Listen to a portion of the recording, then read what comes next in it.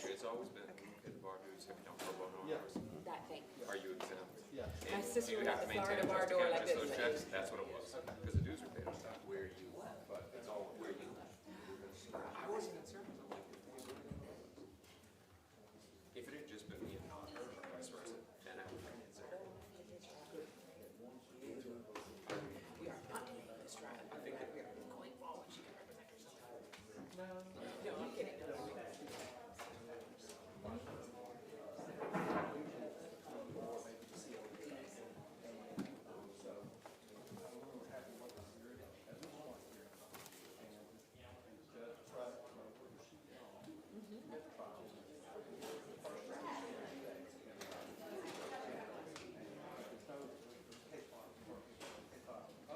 Districts.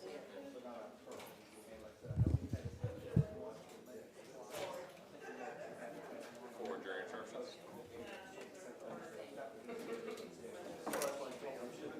Was that? Now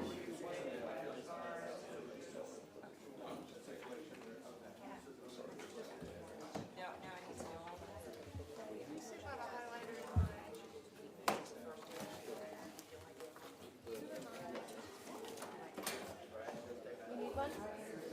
Are we both good?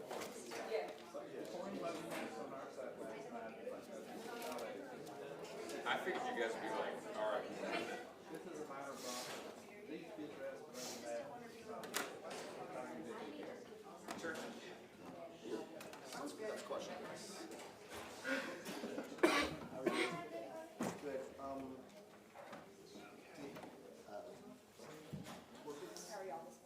He's your tech guy, right? He said, I think he said they did. All right, 2 minutes. If you have cell phones, go ahead and turn those off, and we won't ring her off. So he said that he had you got less than 2 oh, so let me talk to you. I said, oh,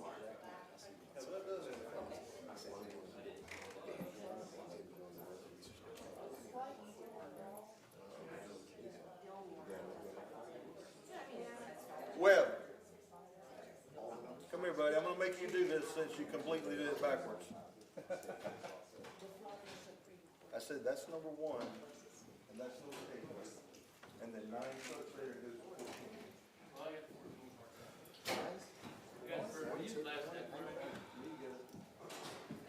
And also, they can put them on the bench.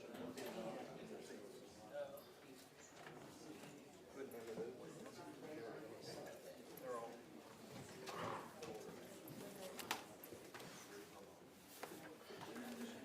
Just put them on there.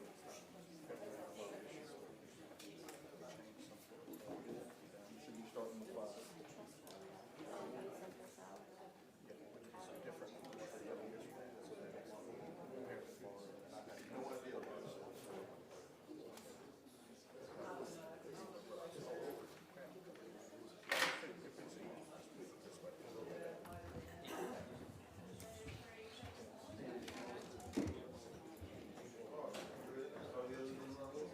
I first saw it last night, so I don't know which one or two. But I've heard about it before. There was a senior trial counsel down in Miami, Josh Weintraub, hit trial, found out, and they just continued to the trial.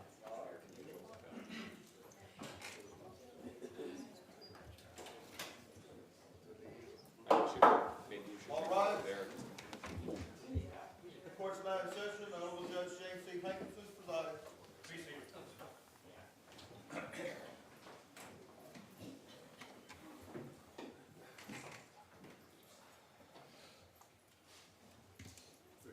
State of Florida, Mr. Garcia and my panel, let the record reflect defendants are present with their attorneys. Raise one issue, or really ended up being 2 issues. The state had contended yesterday that Garcia had opened the door to other criminal activity between Mr. Garcia and his co-defendant yesterday. From their opening statement, I did go back and listen to the opening statement. I did not find that they have opened the door to other criminal activity at this point in time. There is certainly discussion about Mr. Rivera's gang affiliation. He does say Mr. Rivera would have the ability or wherewithal to involve other gang members, and it might make common sense that he would do that, but he does not make the statement that Latin Kings only do criminal activity with other Latin Kings. Were that the case, I would let the state, I would agree the state with the state to open the door, but that's not what was said in the opening statement.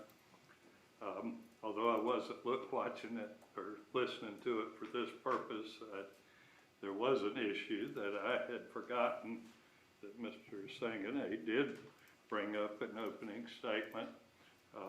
He very clearly says that he and Mr. Rivera were here in Tallahassee not to do a murder, but to engage in drug dealing.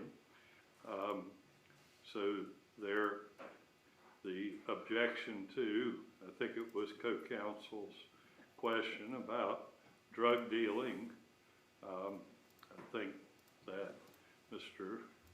Sangané has opened that door. There was some dispute whether the witness answered the question or not. I don't think the witness answered the question, but I guess the record will reflect that better than my recollection. But I believe there was a motion for mistrial. I think this would bear on that also, in that it's very clear Garcia has opened the door to discussion of drug dealing. So those were just two observations. I don't intend to go back and undo anything or redo anything, but those are observations from review of the opening statement. Any other issues from the state this morning? Judge, there is one issue that I think we'd like to address at sidebar with Your Honor. What's that? There is one issue that we'd like to address at sidebar with Your Honor. Correct, Your Honor. It is of a somewhat personal nature.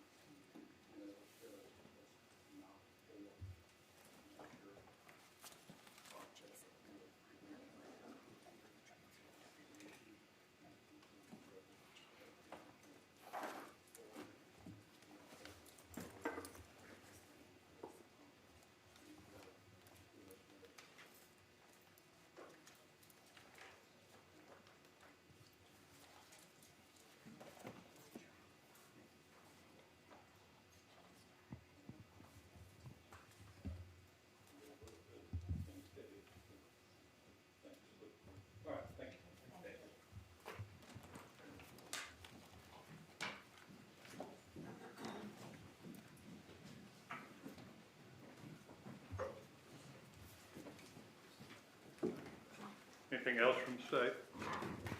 No, Your Honor. Garcia?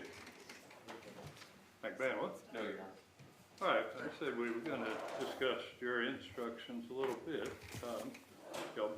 Who's gonna be handling that for the state? I will, Your Honor. Okay. You can be seated. Y'all remain seated during this process. I know it's hard to read and stand up, talk at the same time. Mr. Sangane, you handling this for Mr. Garcia? That is correct, Judge. And from McBanwell, who's speaking? Ms. Colon. Okay, all right. Go through I would assume everybody's got what I sent out to you. Yes, sir. Right. Ms. Sangane, Ms. Kawhi, you have it. You can remain seated. Thank you, Judge. All right. Okay. The first part of it is fairly standard. Anybody found any issues in the statement of charge, introduction to homicide, justifiable homicide, or excusable homicide? None. No, Judge. Would you like me to stand when I? You can just remain seated. Okay, relax. I know, got you well trained. All right. Ms. Quash, you found anything? No, Your Honor. Okay.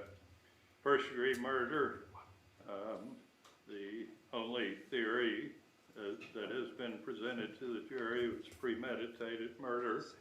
I think it's all simply a standard instruction. Anybody found any issue there? No, sir. No, Judge. No, Your Honor. Ms. Quash? No, Your Honor. Okay. What lessers is Garcia seeking? None. What? No lessers, Judge. McBanwell? None. Say, We would like standard lessons, Your Honor. which you would see as what? Second degree murder and manslaughter.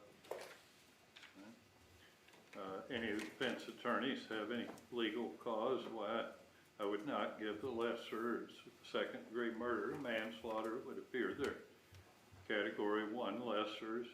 Either side is entitled to request them. Somebody have a legal argument they want to make.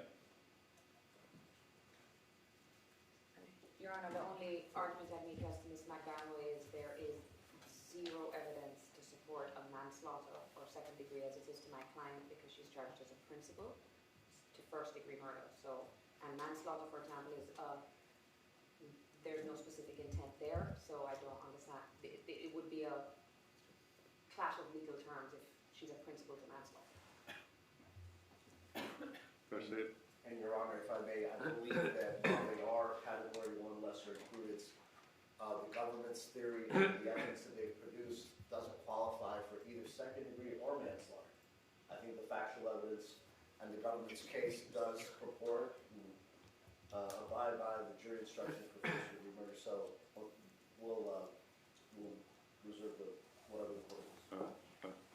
But, I mean, truthfully, there are many cases where I'd love not to give any lesser included, but I think the law is pretty clear that category 1 lesser included, either party or any party can request, and the court's obligated to give them. So I'll overrule the defense objection. I'll instruct on second degree murder and manslaughter. Noting that objection, anybody found an issue with the second degree murder instruction? No, Judge, not for Mr. Garcia. No, Your Honor. All right, you can remain seated, Ms. Oh, Cross. sorry. Just speak up. I'm sorry, Mr. Evans. None from the state, Your Honor. Manslaughter, anybody found an issue on that? No, Judge, not for Mr. Garcia. None for Ms. McDaniel. None from the state.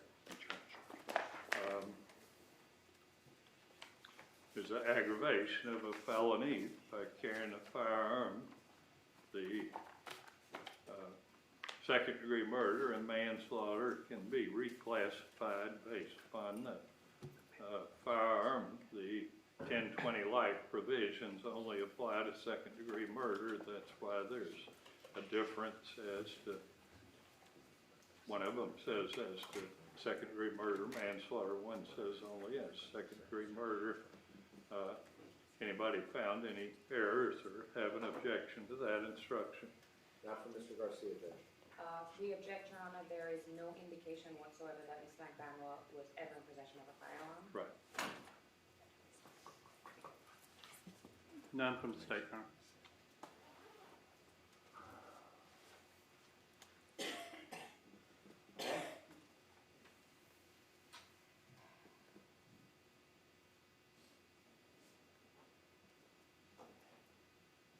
So I would probably talk about how we would word that. I think there's the SQUAS is correct, at least at this point. I don't really anticipate a change in that. I would think that what we could do is simply say, if you find that the defendant Garcia committed second-degree murder, or if you find the defendant Garcia committed second-degree murder in the second paragraph, I think that would be the fix to that. Somebody have a different idea?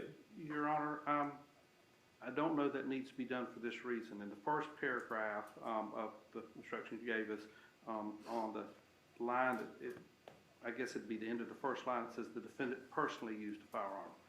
So I think that distinguishes between the allegations against Mr. Garcia versus the allegation against Ms. Banois, that there's no allegation that she personally. So I think the jury would be adequately informed that there has to be. I don't agree. It's essentially a judgment of acquittal as to any firearm charge with as to Ms. McBanois as to personal use. So it would be improper to instruct the jury in such a way that they could conceivably come back with that if they misunderstood the jury instructions. What about my suggestion, Ms. Kowalski? Your Honor, I have no objection, and I think that is appropriate. Mr. Sanganin? You would, respectfully, Judge, you would put it where in the jury instructions? On each of the first two paragraphs, it says if you find that the defendant committed second-degree murder, I would simply say if you find that the defendant Garcia committed second-degree murder. Or manslaughter, okay. That's fine, Judge. I mean, we could set it all out again, its full name and all that if you want, but That's fine. it doesn't seem necessary. That's All fine. right, so that's what I'll do. And I'm not granting of a judgment of acquittal at this point. I'm kind of assuming where we stand at the end of the case, but anyway. Principles, it's a little confusing on the facts of our case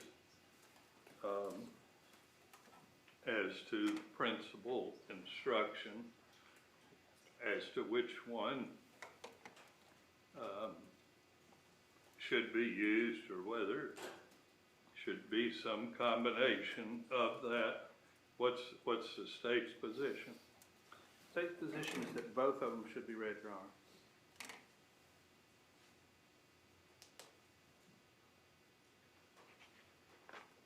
Maybe some modifications is just like you would do, for instance, on if we had a felony murder, when you were explaining first-degree murder, it may be proved two ways, and it may be a situation here where something to the effect that principle can be done two ways. One of which the standard principle instruction. The second would be the when active participant hired by the defendant.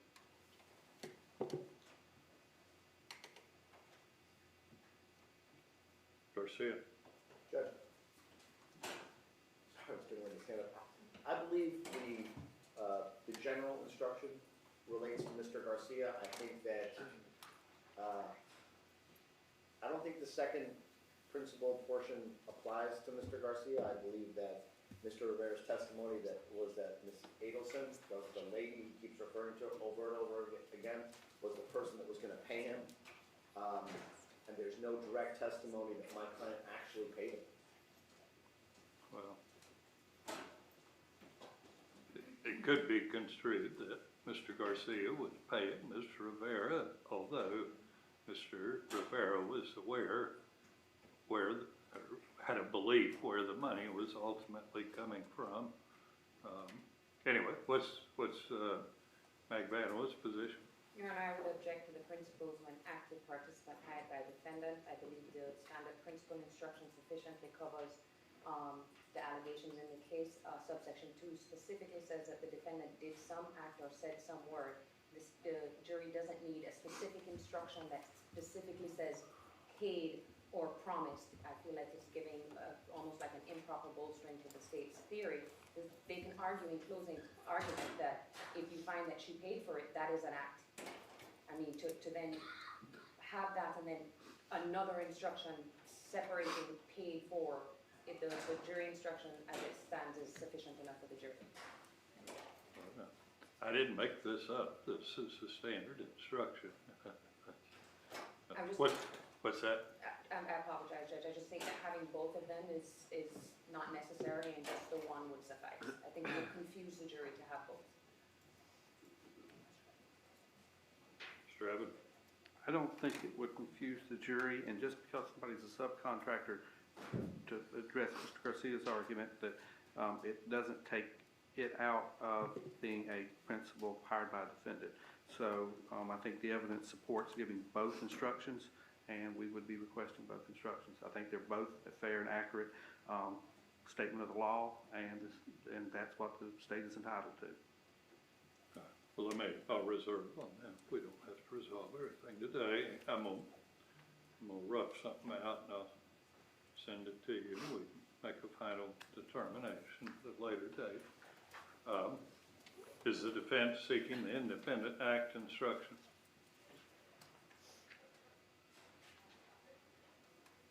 Judge, at this point, we haven't made a determination. I'd like to see the rest of the government's case. Okay, well, that's fair. Generally, what I find is that if the state seeks principle, the defense seeks independent act. That's why I included it. But if y'all don't want it, I'm sure the state will be happy not to include it. But y'all can make a final determination on that later. All right, the conspiracy, what's the defense position on lessers, Garcia's position on lessers on conspiracy and solicitation? Not requesting either one. McBanaway? Relying on the case law you provided, Judge, we're not asking for it. Okay. Assume the state's okay with that? Yes, Your Honor. I highlighted the part that there's an affirmative defense. I would just wait to see what evidence develops over the course of the proceedings. So that's the only reason that's highlighted, because it's an affirmative defense. As to the instruction itself, anybody found any errors or have objection? None to the instruction itself. I don't believe the evidence supports it at this time. Say what? I don't believe there's sufficient evidence to support it at this time, but as to the form of instruction, I think what you're asking for, I don't see any error in how it states the law. Garcia? No objection. Quad? No objection. All right.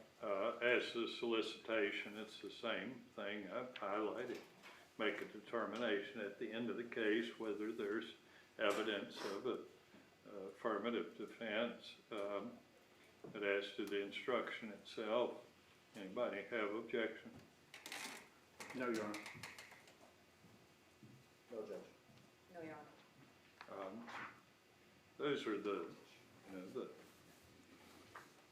instructions on the charge itself. Is anybody aware of any others they're seeking? Not at this time, Judge. No, sir. No, Your Honor. What about is, from some of the conversation, I wondered whether the state was going to seek a voluntary intoxication instruction or not. Given an opening statement, Your Honor, we probably would. That probably is a good idea to go ahead and do that, and we would request it. Well, I'll add it in and we can have discussion about it at a later point. All right? All right, so that gets us a little closer, so we'll give you till 9 o'clock, take a break. Thank you.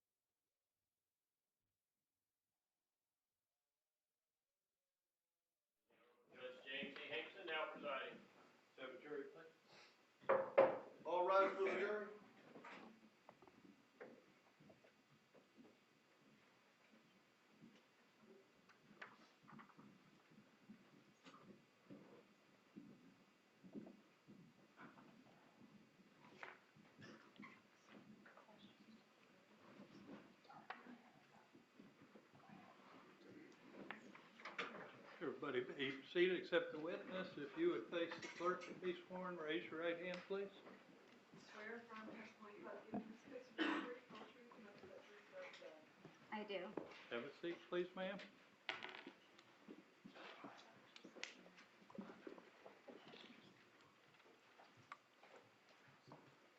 What is your name?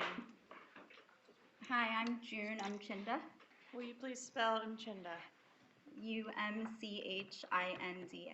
Where do you live? I live in Fort Lauderdale, Florida. Do you know Charlie Adelson? I do. How do you know Mr. Adelson? He's my ex-boyfriend. What were the periods of time that you dated Mr. Adelson? We dated from October 2015 to June 2017, about. Okay, and was that steady or was that kind of off and on? Well, it was off and on. I would say, like, it was steady for a year and then, a little break. I'm still in touch with him now, but we're not together. Okay.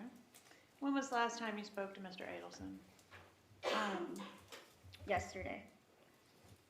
And has Mr. Adelson ever talked to you about the murder of Dan Markel? He has, because it's a big, thing right now, so we did obviously speak about it. Mm-hmm. And he's never made any admissions to you, has he, about being involved in the murder? No. All right. Did he ever, I don't know, let me ask you this. Around the time of May 2016, when the arrests were made in this case, or some arrests were made and there was some media attention increased, did you notice a change in the behavior of Mr. Adelson? Yes, I did. Could you explain that to the jury, please? He was just acting stressed and irrational. Were you talking about when the media broadcasted everything, or beforehand when people were were arrested? Why don't we start with when people were arrested? Did you notice a change in his behavior at that time? Yes. Okay, tell us about that. Well, obviously they were tracing things back to him, so he was nervous and worried and just not himself. Okay. And was he doing things like sleeping with a gun? He did, but he usually does that. So. Oh, he did that anyway? Yeah. Okay. And so you just noticed that his demeanor had changed. He seemed to be more stressed out. There was something about him, and he wouldn't really tell me. So yes, he was stressed out. So he wouldn't tell you really what the problem was? No. Okay. Would you routinely sleep over at his place during the time that you were a couple? I slept there every night, yeah. And where was he living at that time? Will Harbor Lane, where he lives now. All right. And what does Mr. Adelson do for a living? He's a periodontist. Did you ever observe him engaging in any type of gang-related activities? No. Did you ever see him interacting with or associating with any known gang members? No. Did you observe him dealing in cocaine? No, definitely not. Purchasing cocaine? Using cocaine? No, never. All right. Did you observe Mr. Adelson to have large amounts of cash? Yes. Like how much? I don't know. I've never seen all of it, but I know he has access to it in his house. All right. Where is it kept in his house? It's in his bedroom in a safe. All right. Is it like a small safe or one that's like the size of a refrigerator? Like a refrigerator. And is there anything unusual about the way Mr. Adelson packages his cash? No, I've never seen it physically. Like, I don't look in his safe. Mm-hmm. So I've seen him take money out of it. Okay, so you But, didn't. Do you recall giving a statement back on July 24th, 2018 to law enforcement? Yes, and I wanted to say at that time, obviously, he just had a baby with someone else, and that's the primary reason we broke up. So when I gave that interview, the baby was 6 months old, and Bree moved into the house and they got a dog, and I thought I would never speak to him again. So I was obviously, hurt and angry. And Okay. So were you lying to law enforcement back in July 24th, 2018 because of your No. anger? Okay. So I want to ask you specifically in that interview, did you talk about observing large amounts of cash lying around the house when you were dating Charlie Adelson? Yes, Okay. And did you talk about a particular way that the money was separated or packaged? I did mention that there was a staple on one of them, so I kind of like joked to him about it. In fact, you said that the money was stapled into stacks of $100 bills, didn't you? They were hundreds, yes, and Okay. I don't know if they were stacks, but there was a staple on it. You didn't say that there were multiple stacks of $100 bills that were stapled? Not that I saw, no. Okay. And did you know how much, I guess if you didn't see any stacks, you don't know how much money was in the stacks? Right, Okay. Did you see him actually stapling the money? no, Right. Did you know where the cash came from? no,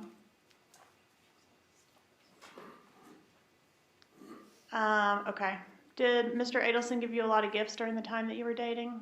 no, What about after you were dating? Did you get any gifts after you broke no. up? I mean, I got usual birthday gifts and such, like Christmas, but not anything out of the ordinary. Okay. Did he buy you any cars? No, Did he pay for any trips for you to go on your own without him?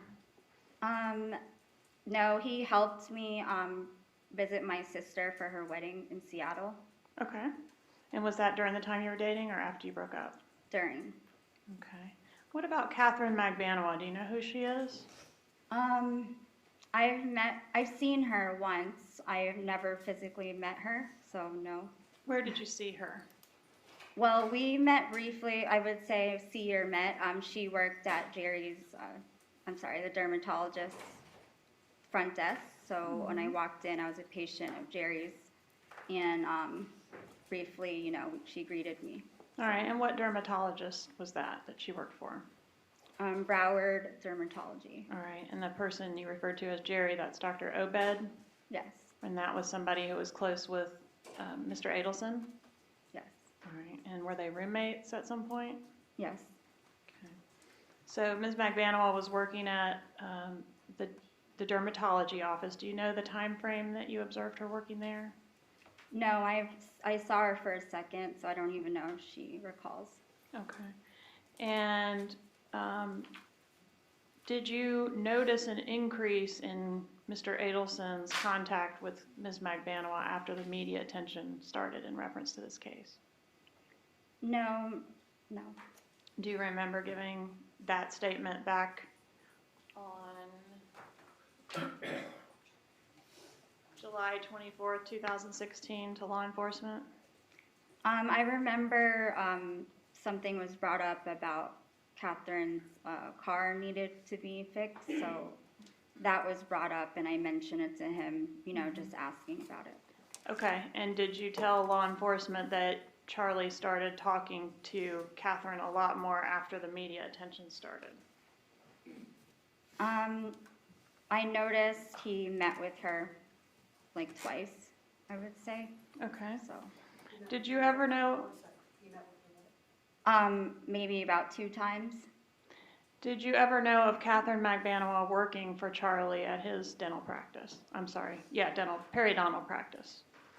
No, I met him after he was with Catherine, so. Okay, and when you met him in October of 2015, Ms. Magbanowa was not employed at his office, to your knowledge? I actually met Charlie like a year ago before that, but we reconnected a year later. All right, I guess during any of the time that you knew Mr. Adelson, were you aware of Ms. Magbanowa working at his office? Okay. Did you ask Mr. Adelson about the paychecks that were going to Ms. Magbanowa? Objection, personal knowledge. Sustained.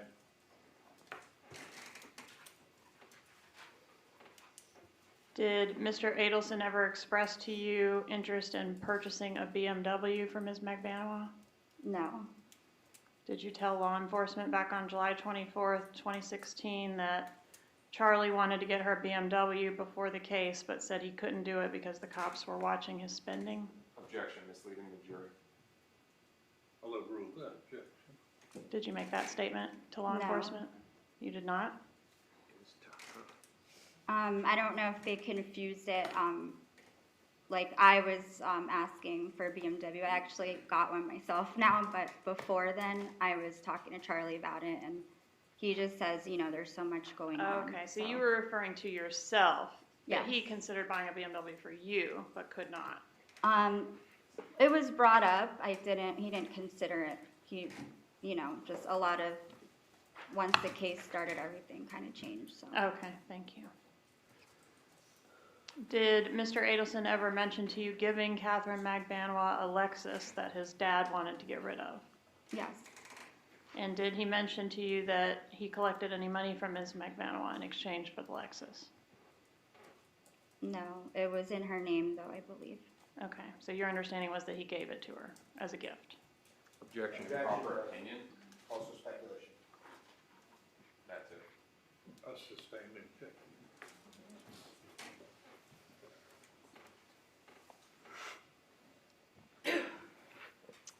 Would it refresh your recollection in reference to your prior statements regarding the money that you saw around Mr. Adelson's residence to see a transcript of your interview?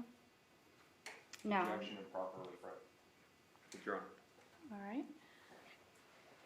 One moment, please, Your Honor.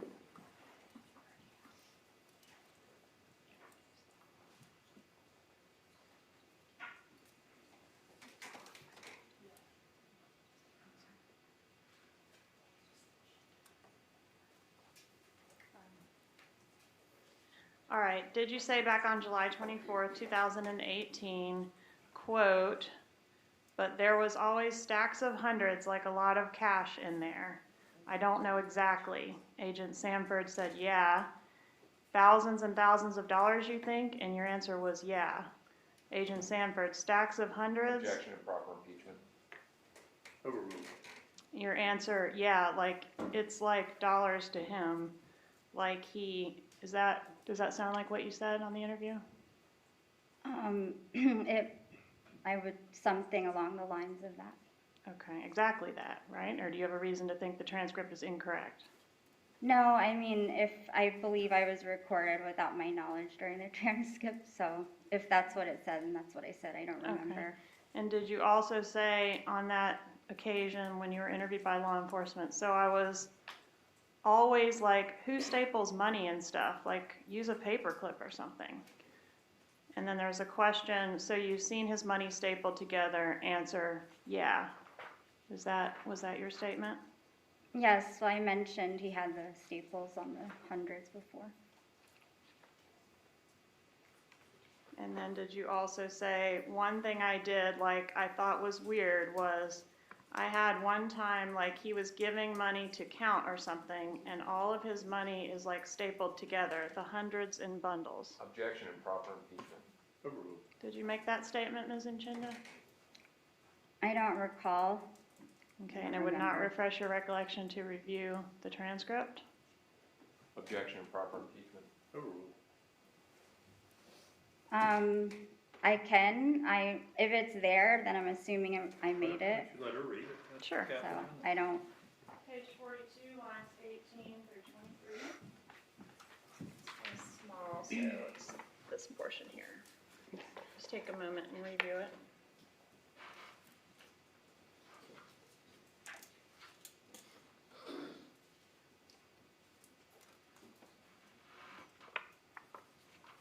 Does it refresh your memory at all? Yes, we did talk about the stapled money, so Okay, so you did make that statement. yes. Okay. One moment, please, Your Honor. You bet.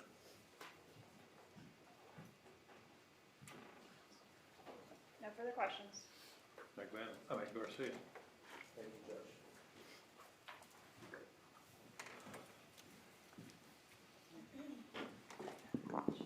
Good morning. Good morning. I represent Mr. Garcia, and I'm going to ask you some questions with regards to your involvement in this case, okay? Okay. Now, you said on direct examination that you were unaware that you were being recorded. Is that correct? Yes. And just so I can get a better understanding, did law enforcement come to your home, or did you get summoned to go to a police station? They've came to my home multiple times, like banging on my door, and throughout the year. They came to my homes, attempted about like 2 or 3 times until I finally got a hold of someone to get the subpoena back then. So the date in question, what is the date of the? July 24th. 2018? Yes. So the government's been referring to a transcript of an interview that you were involved in on July 24th, 2018, correct? Yes. And this interview, did it take place at a police station, at your home? It was in my condo lobby at my home. When you were involved in the interaction with law enforcement, was there a stenographer there taking notes? Not that I can recall. There were two officers. And I'm asking this because it was your direct testimony, that you said that you didn't know you were being recorded.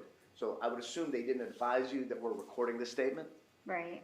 Did they give you an opportunity to review the transcript to see if there's any problems with it?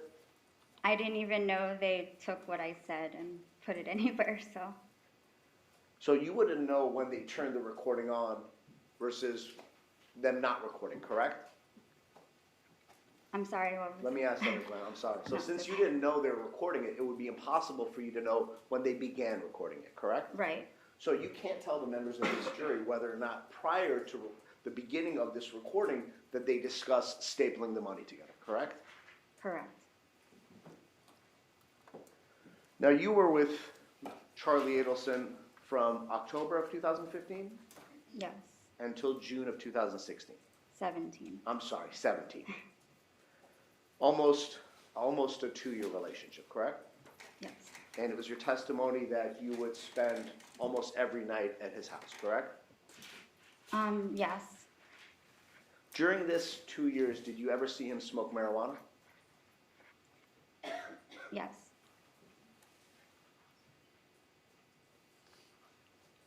Did you ever see him take any kind of bodybuilding supplements? No.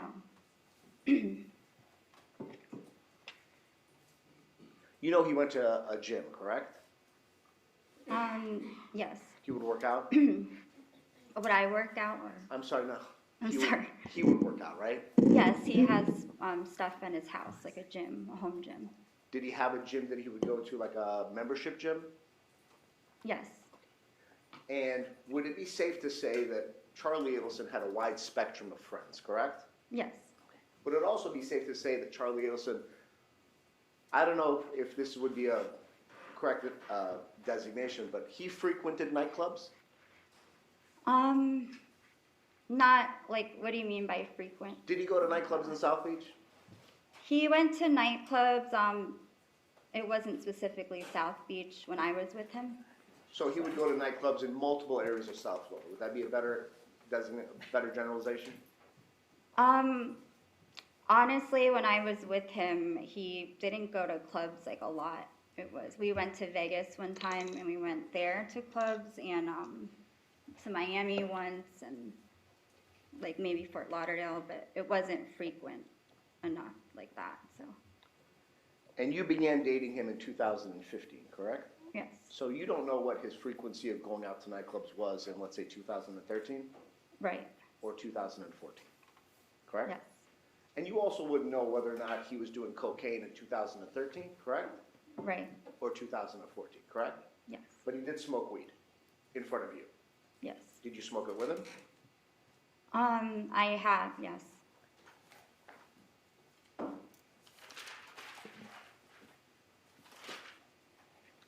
Now, you ended your relationship with him because he was cheating on you, right?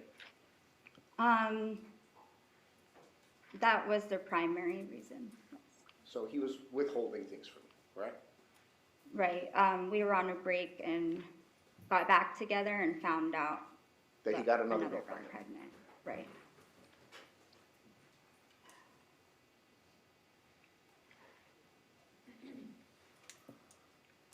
Now, the prosecutor asked you if if you were ever introduced to any gang members by Mr. Adelson, correct? Yes. Now, you don't know if you knew any gang members in 2013, correct? Right.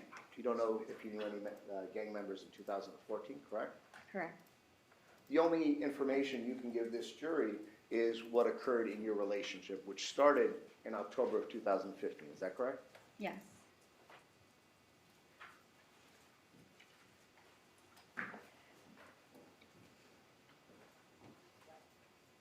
Now, with regards to the fact that Mr. Adelson, Charlie Adelson, had gotten another female pregnant, you were hurt by that, correct?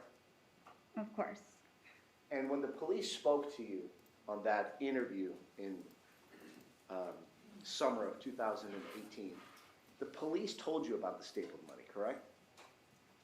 They told me about it? Right. No, because when they showed up, they were conversating with me, so it was mentioned, it was during a bad time when we weren't together that they testimonied me, so. Okay, so did they bring up the stapling of the money? They did, right? The police? Did they, let me rephrase it. Did they ask you about stapled money? They asked me, yes, about, You didn't bring it up on your own, right? right.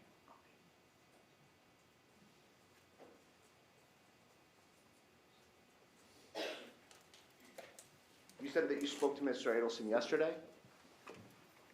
Yes. Was he going to ask you about your testimony today? Objection, No. hearsay. She's already answered. The answer's Find no? the objections untimely, but I sustain those objections for further purposes. You can move on, Mr. Sanguine. Yes, Judge, give me a minute. You may.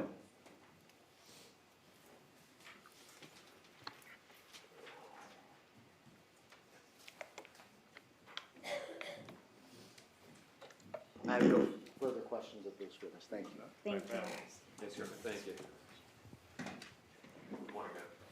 Morning. Do you have any children? No. You were asked questions about cash inside of the house. You remember that, right? Yes. All right.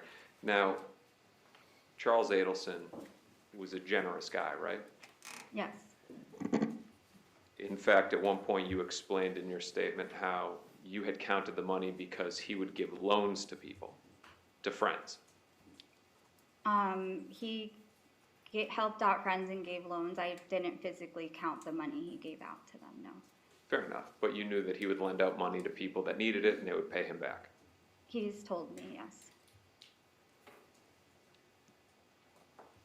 Help me understand this a little bit. The law enforcement came and spoke to you at one point in time. You remember that, right? Yes. And this would be July 24th of 2018, if you remember? Right. It was investigator Sherry Bennett of the Tallahassee Police Department. Is that correct? Yes. And an FBI agent, Yes. Patrick Sanford. Yes, I have their cards. I can't quote their exact names, I'm sorry, but I believe that's them. Was the agent medium height, shaved head? Yes. Now, you had said, I don't know if it was on cross-examination or direct examination, that they had banged on your door before? Multiple times a prosecutor or whoever came to my residence would knock and repeatedly come back, you know. You didn't open the door though, right? Well, no, a few times I wasn't home, my roommate was, and then another time, no, I never caught them like at my place and opened the door, no. If you can explain to this jury, in Miami, somebody bangs on your door, possibly a couple of men, are you quickly opening that door, or are you concerned to open that door in Miami? Well, definitely concerned. They actually just did it to me to come here, so a day or so ago, they were banging at 6 a.m. and I was sleeping, so. For you to come here today? Yeah, then I got block calls, like calling me, so I didn't know, you know, who was behind the door. And I have a guard at the gate and they didn't call me. so I was really worried. It's scary Yes. for a woman. And in Miami, it's an even more scary thing, because there's a lot of threats out there in Miami, right? I guess in South Florida, anywhere, yes. Two strange men come banging on your door, you're concerned and may not answer the door. Fair? Just any banging, yes, would be a concern to me.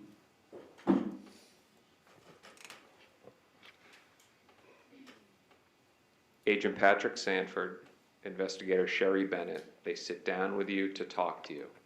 Isn't it true that they told you you're not being recorded, this is all going to be confidential, nobody will know about it? Yes. Objection, hearsay? Overruled. Yes. And then later in time, you find out that you were in fact being recorded. Yes, I believe when I spoke, I had to do another testimony, and that person told me. So law enforcement can in fact secretively record you, if they want. They did, yes. Let's change gears, talk about Charles Adelson and his work. What did he do for work? He was a periodontist, or he No. is a periodontist. Would you have termed him a traveling periodontist, that he went to different locations, that he was routinely at different locations?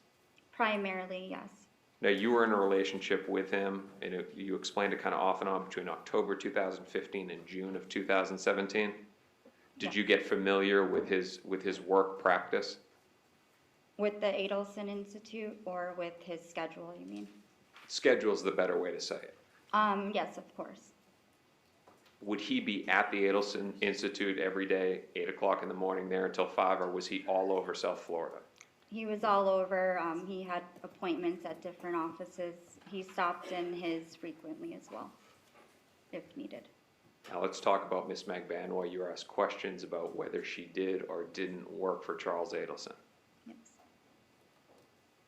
Do you just not know the answer to that question? No, I mean, when I was with him, we never spoke about Catherine working for him. I didn't even know who she was. So during that time, I didn't know. Right now, obviously, I know he mentioned that she did. So, and his parents said she did, so. You having been his girlfriend at the time, would you think that there may be objection if you had found out that his ex-girlfriend was working for him? That could maybe cause a problem? Maybe. Do you think it's reasonable that he would say, hey, I'm not going to share this with her, she may be upset that Catherine's working for me, Miss McBanoy?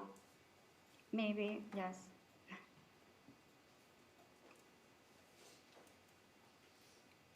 Let's talk about his friends. It's my understanding that after this case hit the media, that he had some falling out with a lot of his friends. Is that correct? Yes.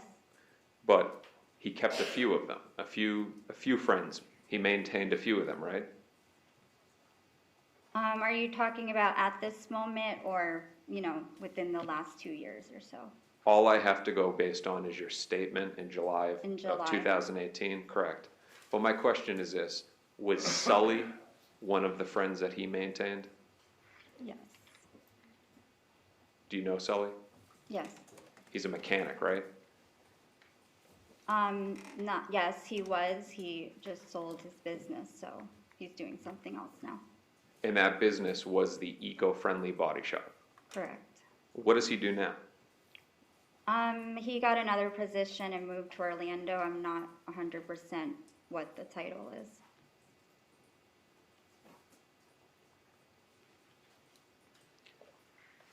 When you met with law enforcement in July of 2018, you said that you were mad at Charles Adelson. Yes. And that may have influenced what you said when you were meeting with law enforcement.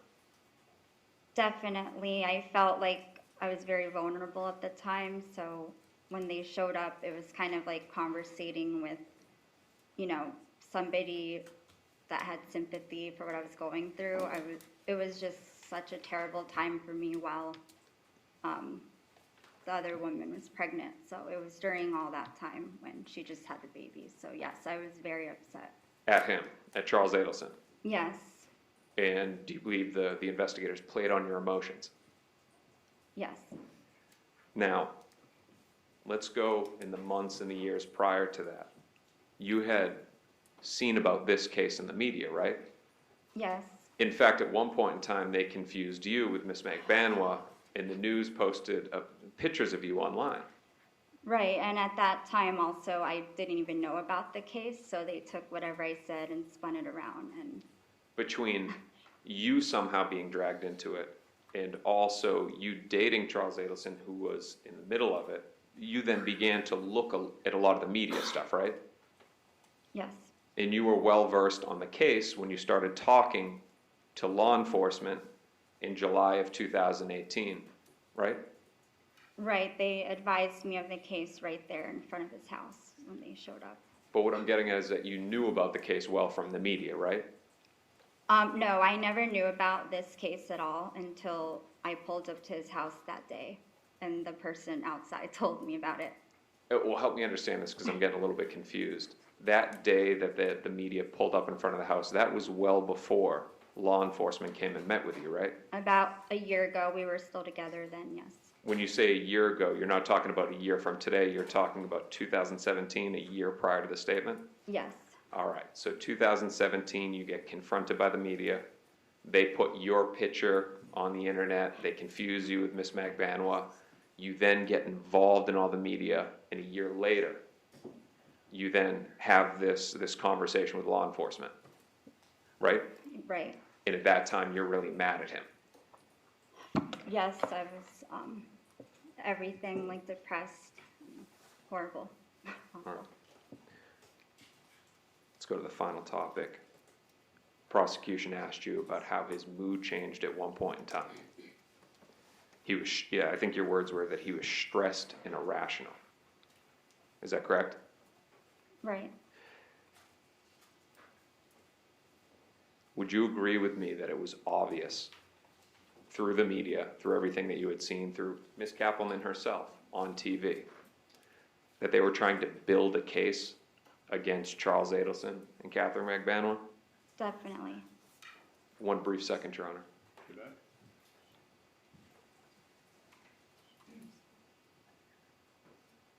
Nothing further, Your Honor. Thank you. Redirect. Ms. Chindi, you mentioned that prosecutors were at your door. What prosecutors were at your door? I don't know, because I didn't answer the door. Do you have any reason to think that I or any member of the prosecution team ever came to your door? I don't think you would physically come. It was probably a server or something. Like law enforcement? Right. Okay. I was looking at the beginning of the taped interview, and investigator Sherry Bennett, who was the female that came to interview you, indicates at the very beginning of the transcript that she's putting the date on the... Objection, hearsay? She's putting the date down. You know, today is 7/24/2018 at 6:30 p.m. We're here with June. Okay, so we can just go ahead and talk. I just want to put the date down. What did you think? That didn't clue you in that she was recording the interview? Well, I would think she was taking notes. Okay, did you see her taking notes? I can't really remember. I believe there was paper and pen around. Someone was notating. Okay. Thank you. No further questions. All right, any juror have a question of this witness? We'll go sidebar.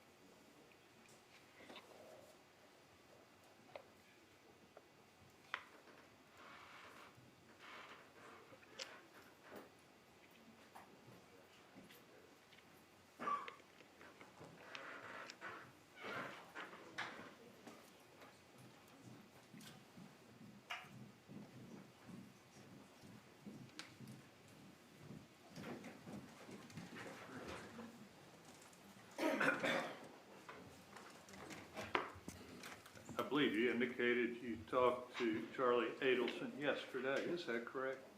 Yes. And was that by phone or in person? It was by text message on the phone. Okay, so did he text you or did you text him? Yesterday, I'm sorry, I was flying, I'm trying to think of exactly yesterday. Yesterday I texted him first because I left work. What? I texted him I was leaving work at lunchtime to go on a plane to come here. So I texted him first to let him know. And did he respond? Yes. And is that the only communication you had, or did you talk to him also? We just talked throughout the night, like, you know. Texting back and forth? Yes. Okay.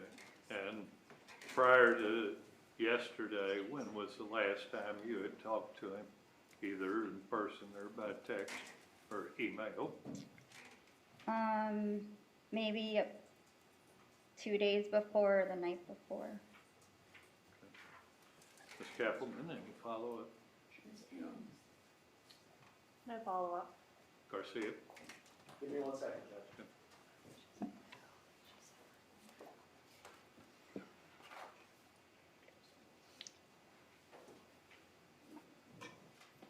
Nothing else from Mr. Garcia, Judge. Agbana? No question, John. All right, you can step down. Do we need to keep her any further? No, sir. Don't need her any further. Okay. No, Your Honor. All right, you're excused. Go about your business. Thank Step you. the next witness, please. The state calls Aindra Mascara.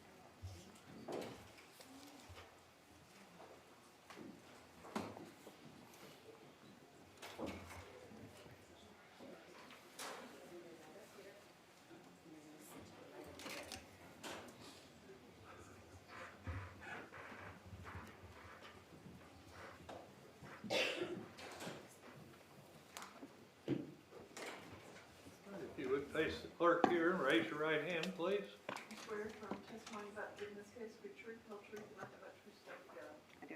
Have a seat, please.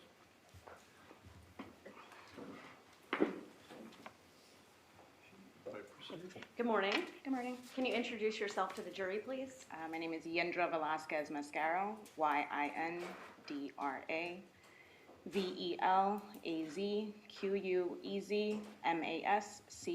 Velazquezmascaro. And where do you currently reside? Miami, Florida. Are you working? I am. What do you do? I'm a title insurance agent. Do you know the defendant in this case, Catherine Magbanois? I do. And how do you know her? Childhood friend, and she's the godmother to my child. Childhood friend, what? And she's the godmother to my child. How many children do you have? 2. And she's the godmother to one of them? To one of them, the youngest. You said your childhood friends. Did y'all go to high school together? We did. And did you maintain a close friendship in high school? No, not in high school. What about after high school? Yes.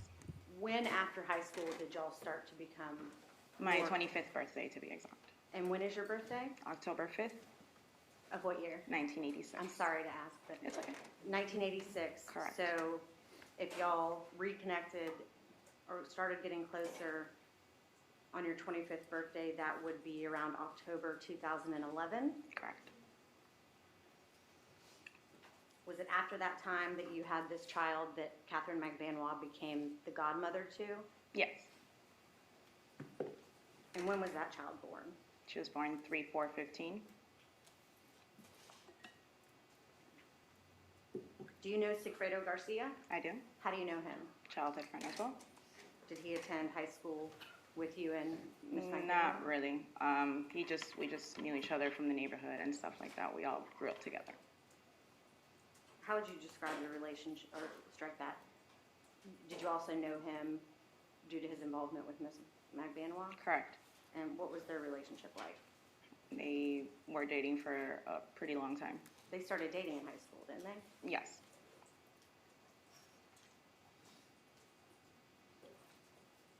And they were on again, off again throughout the course of their relationship? that's correct. What about Luis Rivera? Do you know him? I do. How do you know him? Childhood friend as well, and I know his brothers and sisters. Is he older than you all? Yes. Did he go to high school with all of you? No, ma'am. Do you know whether or not Catherine Magbanua knew Luis Rivera?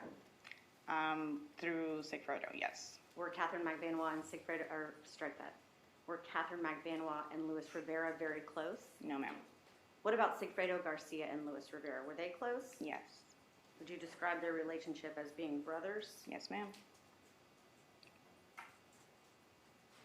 You were aware that eventually at some point Luis Rivera and Sigfredo Garcia were arrested, for this incident. Prior to that, say back in 2014, 2015, did you know of Luis Rivera being in a gang? No, ma'am.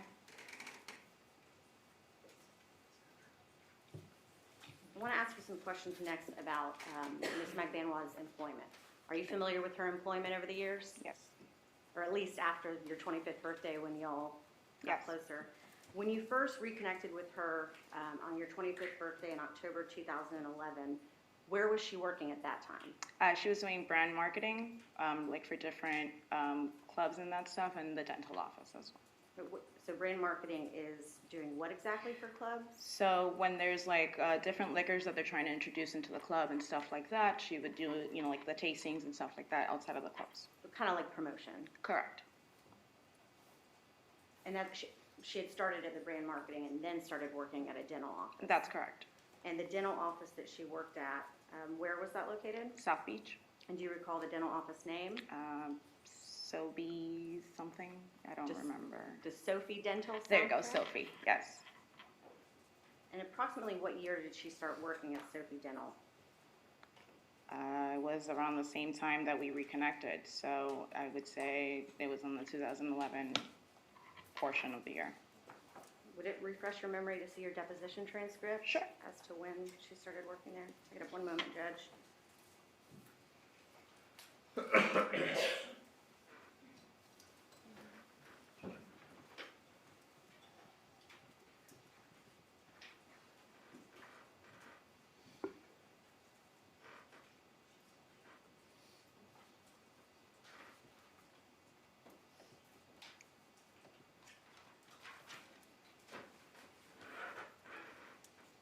While I'm looking for that, do you recall how long she worked at Sophie Dental? Not really, no. Do you know what she did for them? I believe she worked on the front desk.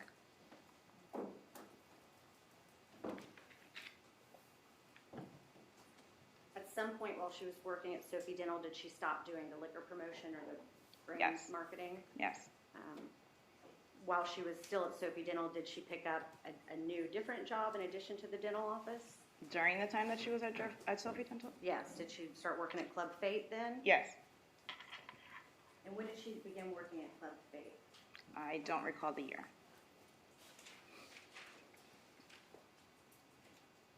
Now, here's the time I want to, would your deputy Sure. refresh you? Yes. May I approach, Your Honor? You may. For defense counsel, I'm on page 31, line 16 through 25. If you could just read silently to yourself here on page 31. And let me know when you're done reading. 2013. Right there. Okay, so she began working at Club Fate. She began working at Club Fate in the latter part of 2013. Correct. What did she do for Club Fate? She did bottle service and bartending.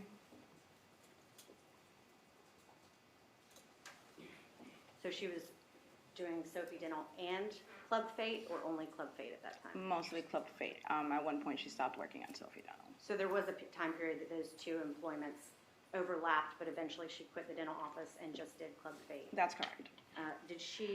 How long did she work at Club Fate? A couple months.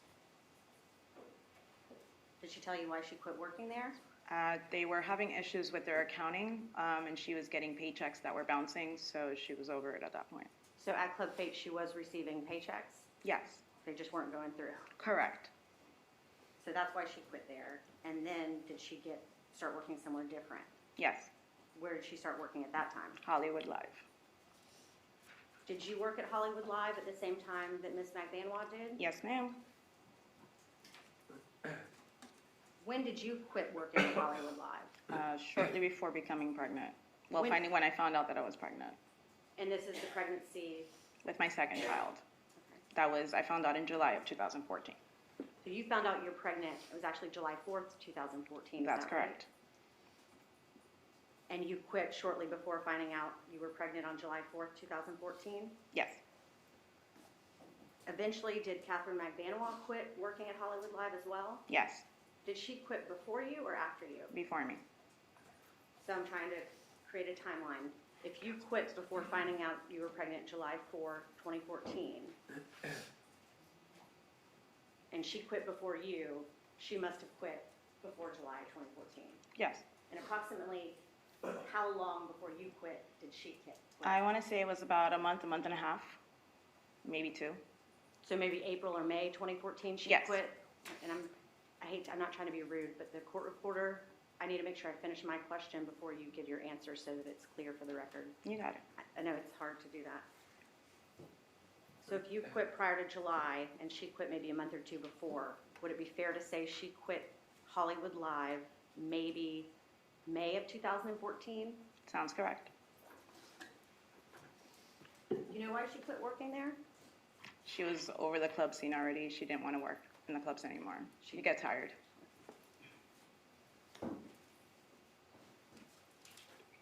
What is the next employment for Catherine McVanwa that you know of? She started working at a dermatologist's office. Do you know the name of that dermatology office? I do not.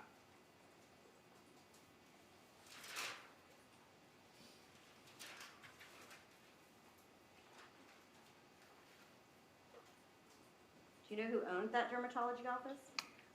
Charlie's best friend and former roommate. I don't remember his name. When you say Charlie, who do you mean? Charlie Allison. How long did she work at work at the dermatology office? It was just a couple of months. Where did she work after leaving the dermatology office? She was working with me again at Optimar International Realty.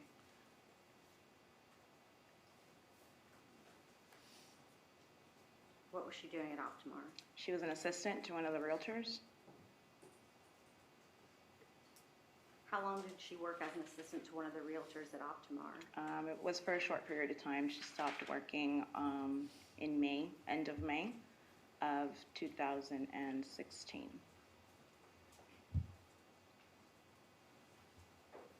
Do you know why she quit working at Optimar Realty? Well, Mr. Garcia got arrested. We were going to be going out of town, and when that happened, it just threw her off. She just stopped working. So her last day at Optimar was the day Mr. Garcia was arrested. That's correct. Speaking of Mr. Garcia, did you ever know him to be employed or have a steady job? I only knew of the last job that he had right before he got arrested. And do you recall what that was? I don't remember the first word of the business, but it was something capital funding, if I'm not mistaken. If I said the word, would you maybe remember it? Yes. Was it rapid capital funding? Yes. But that wasn't until much later, like in 2016. Yes. Prior to that, you have no knowledge of his having a steady employment. No, ma'am. You mentioned earlier that the owner of the dermatology place that Catherine McVanwa worked was, you said, Charlie Adelson's best friend and roommate or prior roommate. How do you know Charlie Adelson? Because he was dating Catherine. Do you know how long they dated for? I don't recall the exact amount of time, but it wasn't, I want to say maybe a year. Did you ever meet him during that time? I did. Do you know how they met? Yes. He was a specialist that would come in to Sophie Dental.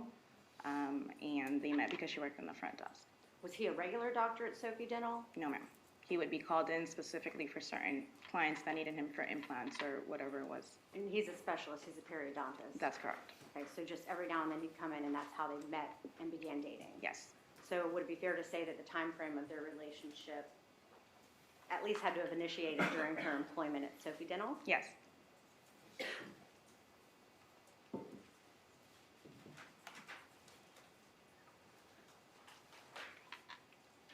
Do you know when they stopped dating? I don't recall.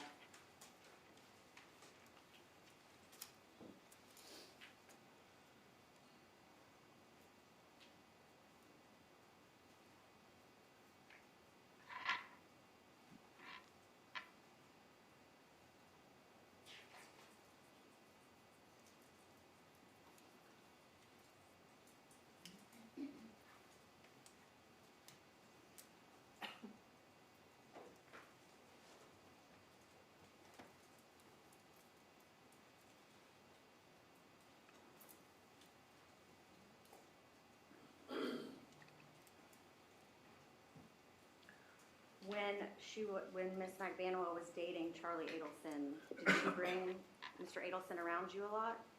Just a couple of times. It wasn't like all the time that they were together or anything like that, but we did hang out a couple of times socially. But you would describe it as rarely seeing him? Yeah, I didn't see him much. Did she talk about him much? No. When Miss McBanoa was dating Charlie Adelson, was Sigfredo Garcia still in the picture? Here and there, he was just pretty much in her life for the kids at the moment. Say that again? For the kids, mainly. But he was actually trying to be a better father and Yes. get back in the relationship Yes. with Miss McBanoa?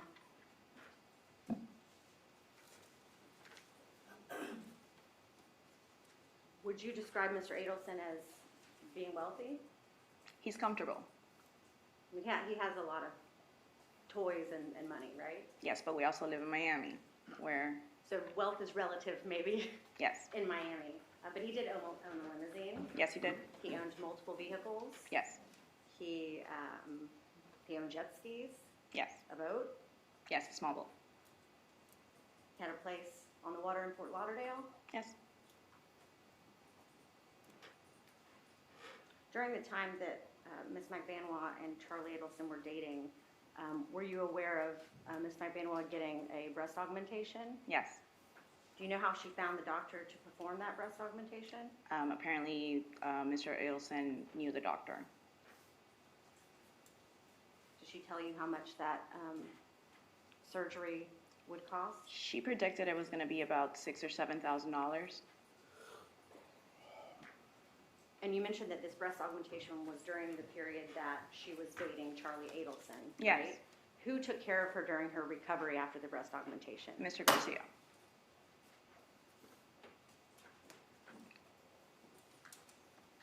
Did you ever meet Charlie Adelson's sister, Wendy Adelson? I did.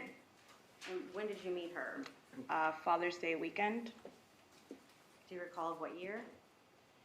2015, I want to say. It's on my depo. I'm looking for it. Would that help you remember if I can find Yes. it?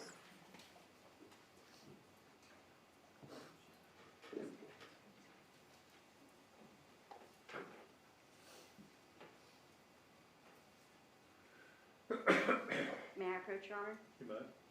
For defense counsel, I'm on page 98, lines 4 and 5.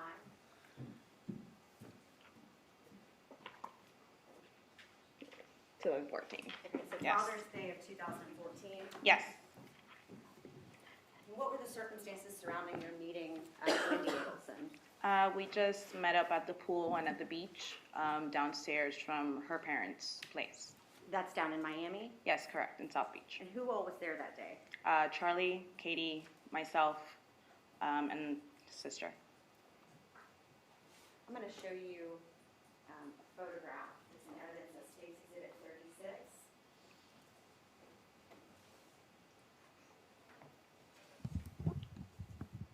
Do you recognize the people in this photograph? Yes.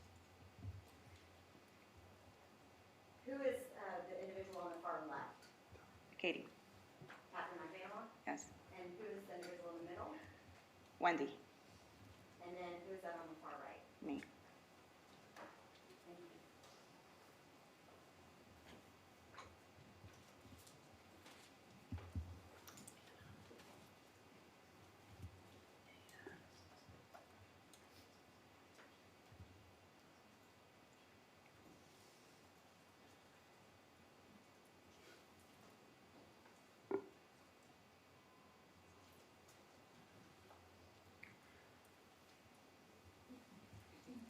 And if that photograph had, every picture has data associated with it, if the data associated with that photograph says June 15, 2014, do you remember that being consistent with Father's Day in that year? Yes, because my child was with her dad that day.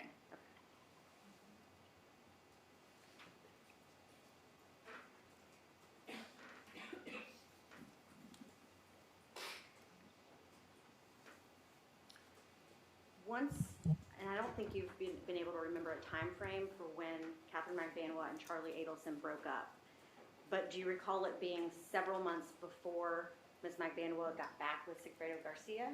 Yes. And when did Ms. McBanwa and Mr. Garcia get back together? I want to say it was the Pacquiao fight, the night of the Pacquiao fight. And you're referring to the Manny Pacquiao boxing match, yes. The Pacquiao-Mayweather fight. Yes, the Pacquiao-Mayweather fight, that's correct. May 2nd, 2015 sound right? Yes, ma'am. And she had broken up with Mr. Adelson earlier in that year, maybe January or February? Yes, that's correct. 2015? And once they resumed their relationship after the May 2015 Pacquiao fight, did they begin living with each other again? Yes. At some point, did Ms. McBanwa drive a Mazda? Yes. A white Mazda? Yes, ma'am. Did there come a time that she began having mechanical problems with the Mazda? Yes, she did. Do you remember if those problems were prior to the Pacquiao fight in May 2015 or after? They were continuous, honestly. All the time problems with Yes. the Mazda? Fair enough. Do you know who paid for the repairs to her Mazda? I do not. Did Mr. Adelson, meaning Charlie, ever give Catherine McBanwa a car? Yes, he did. And when did he give her that car? When she stopped driving the Mazda, because that's it, the Mazda just stopped working altogether. Do you recall the Lexus? Did you already say it was a Lexus? I'm sorry. No, I just said it was a vehicle. It was a Lexus. It was a black Lexus. I apologize. So It's okay. this is the Lexus. And you don't remember when he gave her that Lexus? No. Was she working at Optimar at that time? She was. So this would have been late 2015, early 2016? Yes, that sounds right. And she was with Sigfredo Garcia at that time? She was. Was the Lexus a brand new car? It wasn't brand new. It was older. It was an older model. Had you ever physically been inside of it? Yes. How would you describe the condition of this Lexus? It was well kept. Would you describe it as pristine? Yeah, Those are actually your words. that's correct. Did Catherine McBanwa indicate that she purchased that vehicle from Charlie Adelson? No, ma'am. Did she ever say anything about giving him any money at all for that car? No, ma'am, not to my knowledge. Was it your understanding it was a gift? Yes. Now, she's had mechanical problems with the Mazda. Does she then begin to have mechanical problems with this Yes. pristine Lexus? Yes. And she was still dating Mr. Garcia at that time? Yes. Do you know who paid for the repairs to the Lexus? I do not. I want to jump back a little bit in time to 2014. Okay. Was there ever a time that Ms. McBanwa asked you to watch her children? Yes. When was that? July 2014. July 2014? Correct. And was it weird for her to ask you to watch her kids, or normal occurrence, or what? No, normal. I mean, if she needed a favor, I would do it. If I needed a favor, she would do it, in regards to the kids. Do you know why she didn't ask Mr. Garcia to take care of his kids? No. Objection, also speculation. I'm asking if she knows. Overruled. Do you know? I do not. So she leaves the kids with you, and did they stay with you overnight? They did. They ended up falling asleep, so they just stayed there. There was no point of her picking them up. It was too late in the day. Then the next day, did you receive a call from Miss Magbanua? Yes. And what did she tell you at that time? She had told me that Charlie's brother-in-law had a accident. What kind of accident? It was, they literally said an accident. So you watch her kids. Next day, she says Charlie Adelson's brother has had an accident. Brother-in-law. Brother-in-law. And did she say what, if anything, Charlie Adelson was going to have to do because of that accident? That he was going to go up to see what, the situation was and to see his sister and make sure everything was okay. And this was July 2014. Yes. Did you later find out that the accident was Dan Markel being executed in his garage? Correct.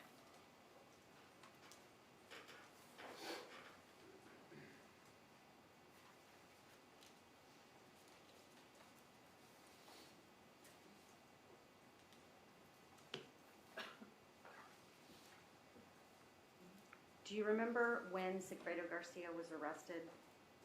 In this case, I believe earlier you said it was May 2016? Correct. And y'all had plans that weekend? Yes. What were they? We were going to Disney.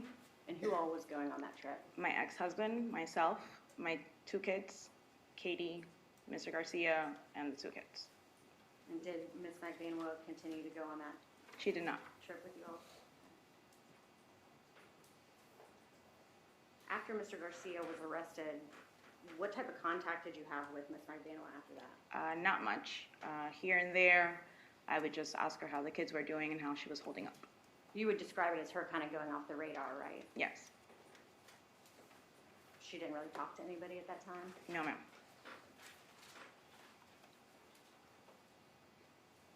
Has she ever, meaning Ms. Magbanua, ever talked to you about Mr. Garcia being arrested? No. Or any of the news stories No. Around this case? No. Are you aware of any relationship between Catherine Magbanua and Charlie Adelson's parents, Donna and Harvey Adelson? With Harvey, yes. And what was the nature of that relationship? She would get dental work from Harvey. So purely professional? Yes. Did Catherine Magbanua ever work for the Adelson Institute? Not that I'm aware. Did she ever work for Charlie? Not that I'm aware. And I apologize, Charlie Adelson. Did she, I know you said not that you're aware, but did she ever say anything to you about employment with the Adelsons? No.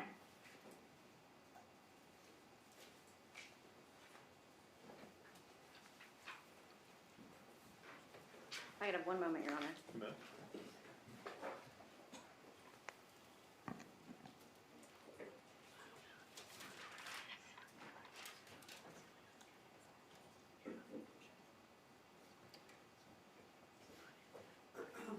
Your Honor, may I approach? You bet. I'm showing you what I've marked for identification as State's Exhibit 60.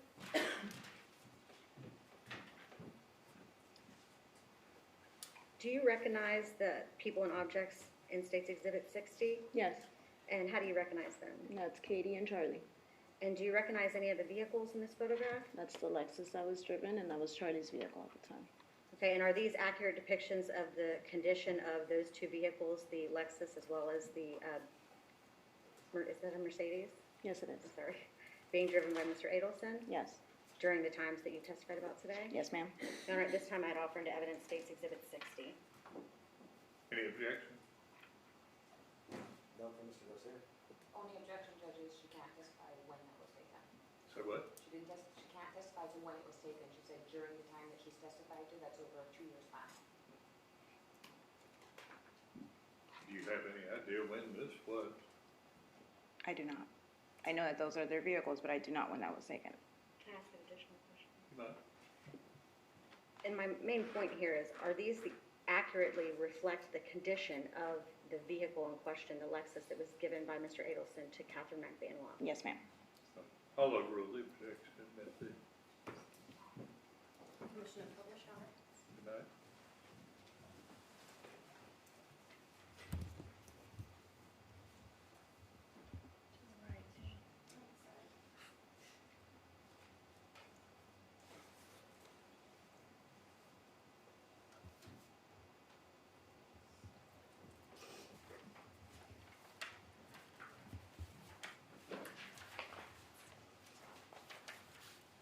Thank you. I have no further questions. Garcia?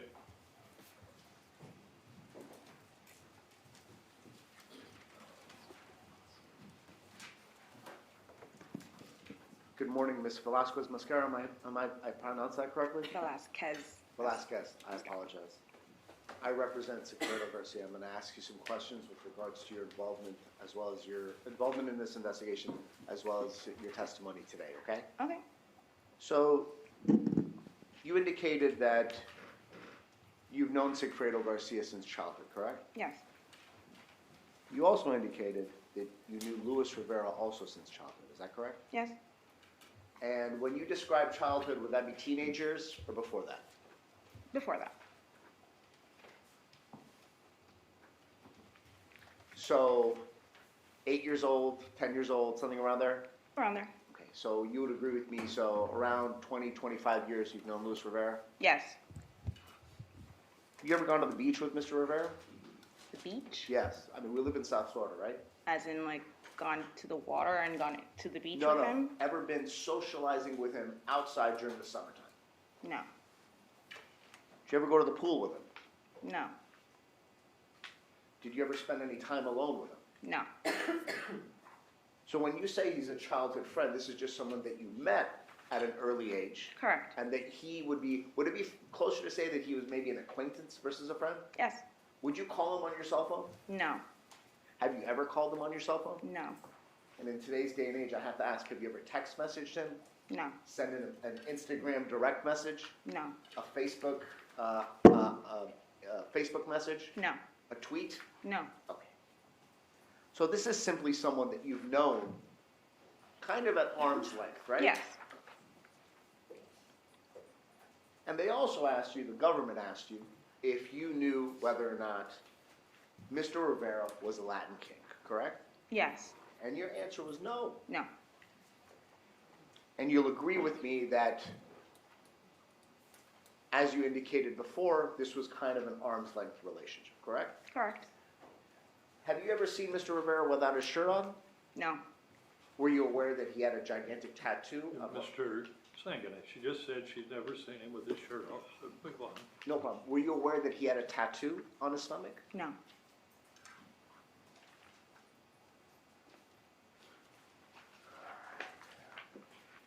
Let's talk about your knowledge of Charlie Edelson, if you don't mind. Okay. When did you first, if you recall, remember hearing Charlie Edelson being mentioned? When when Katie was working at Sophie Dental, she told me about him. And roughly, what was the month and year of that? I don't recall. She asked me, and I don't recall. What year was it? 2013? 2014? I want to say it was 13. Yes. 13, good. And you indicated that you heard Charlie Edelson's name from Ms. McManus, correct? That's correct. And you heard it in a reference to, I met a guy, Correct. a cute guy, Yes. a rich guy. She didn't say rich. She just said he was a cute guy, nice guy, that, was giving her attention. At any point, did you believe that they had an actual relationship other than just some guy that she met that was cute? No. I just thought they were casually dating.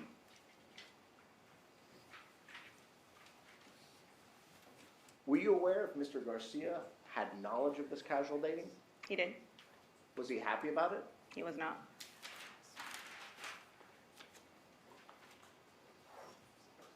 On a scale of 1 to 10, 1 being happy about it, 10 being furious, was he more like a 10? Yes.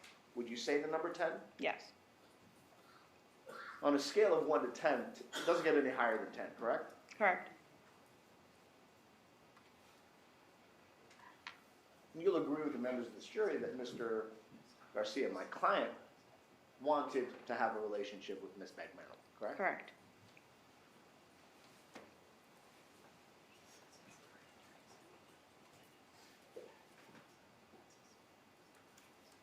At any time, did you see Charlie Edelson with my client? I did not. if my client would have seen Charlie, based on your knowledge of how angry he was about the relationship, do you think that my client would have attempted to attack Mr. Adelson? Objection, speculation. Sustained. Do you think my client would have helped Mr. Adelson? Objection, speculation. Sustained. Are you aware of the theory in this case? Theory for whom? The theory of the government? Objection, developments. Sustained. Give me a second, Jim.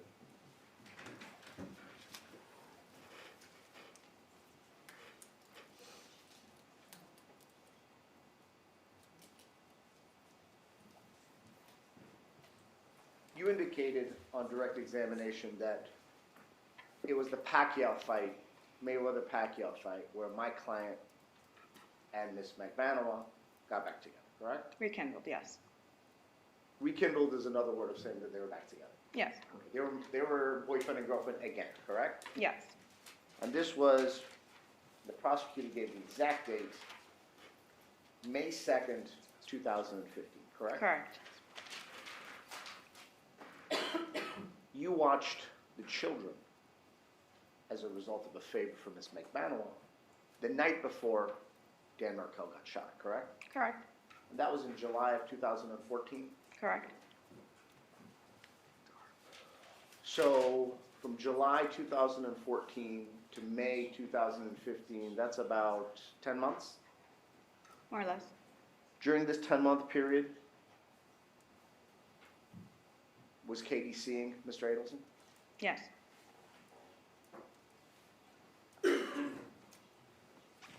When did Miss McManaman get her cosmetic surgery? October, Of 2014? correct. And this is the same time that she was dating Mr. Adelson, correct? Yes, Charlie Adelson. yes, And by dating, I am making a reference that they were still romantically involved, correct? correct. So they would, to your knowledge, were they sleeping over at each other's house? I wouldn't know. To your knowledge, were they romantically involved? Yes, And by romantically involved, I mean having sex. yes, So after July 14th,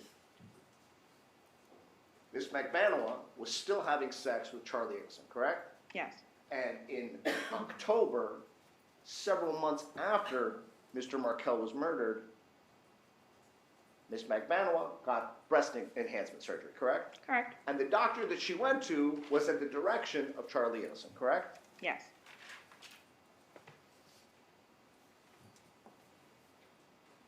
And Mr. Garcia's level of anger about this relationship, maybe now at 12? are we still on a scale from 1 to 10? Correct.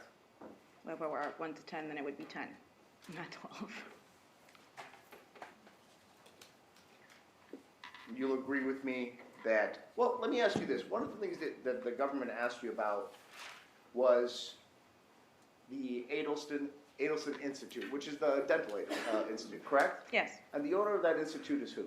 Harvey, Harvey Adelson. So if someone were to do research on the institute, he's the owner, correct? correct.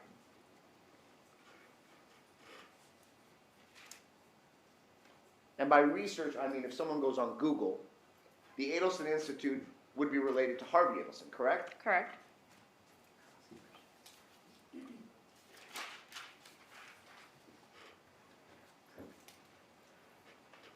Now, you indicated that during her recovery time from her augmentation surgery, that my client took care of her, right? he did. And that would be at Miss McManaman's home, correct? Yes, Where they have children in common, correct? they do. And after my client cared for her while she recovered, afterwards, she was still dating Charlie Adelson, correct? Yes, And by dating, I mean having a sexual relationship with Charlie Adelson, correct? correct. So now maybe my client's anger is at a 13 out of 10?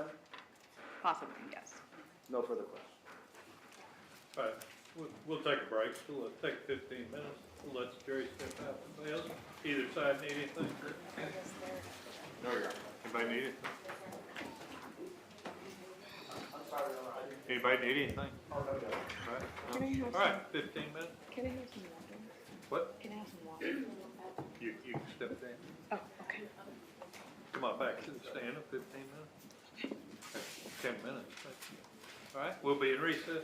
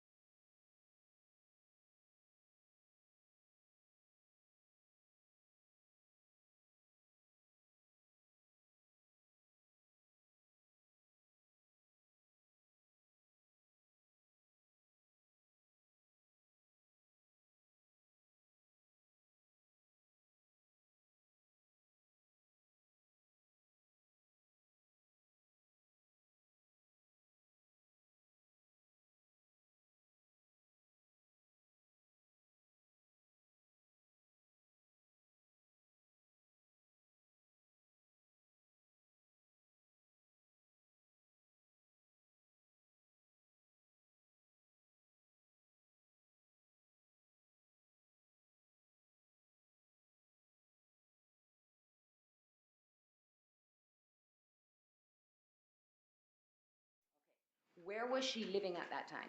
In North Bay Village. Okay, and what is that? It's a city in Miami. And was she living in like a high-rise condo? Or Yes. Is it more like an apartment? Yeah, it was an apartment. And she kicked him out the house? Yes. All right. Can you describe for the jury, like, was she finished with him? Yes. What was the problem? It was a tumultuous relationship. Objection, Judge. Sustain. Did you know why she broke up with him? I've sustained the objection. So she kicks him out, Yes. and who was she then living with at the time? Her mom. Her mom? Yes. Anyone else? The kids. Okay. So that is around the time that she met Charlie Adelson in 2013. That a yes? Yes. Yes, and I'll do that if I see you nod your head, because it's just for the court reporter to get it down, okay? You got it. Okay. Now, was Catherine frustrated with the fact that Sigfredo wasn't helping? Yes. All right.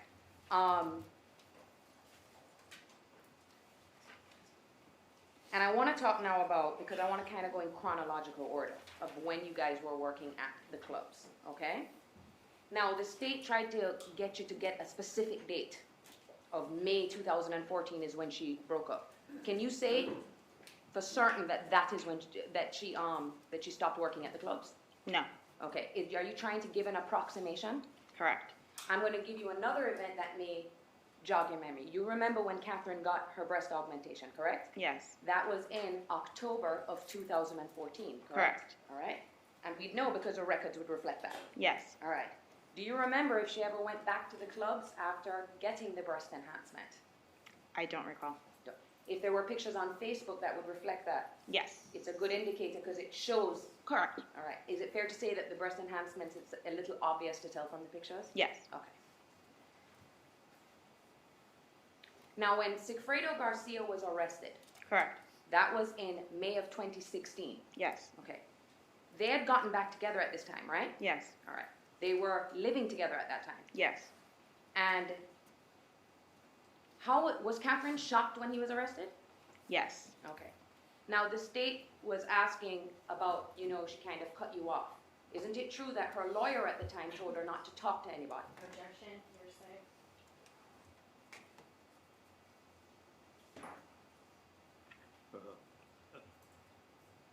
I've sustained the objection. Now, you had described that relationship with Charlie Adelson as not being serious. Correct. Okay, she didn't call him, that's my boyfriend. No. Okay. And let's talk about how much she was working around that time. Now, you're a mother of 2 young children, right? Yes. How busy are you? Extremely. Okay. And you work full time? I do? Okay. Not a lot of free time to do a lot of things? No. All right. Are your kids about as young as Catherine's are? Yes. All right. And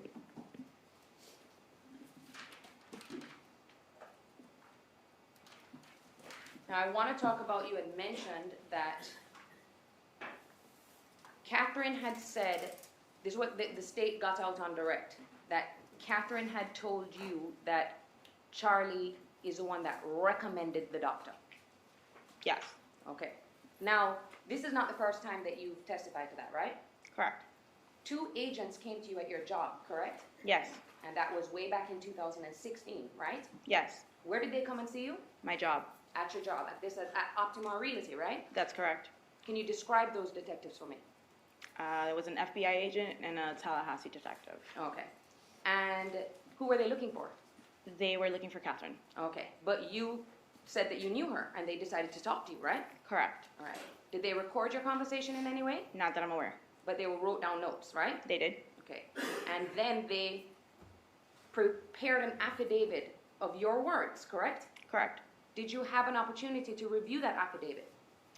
When it came up online. When it was released to the media, right? Correct. Did they accurately reflect your words? No. I object to hearsay. Overruled.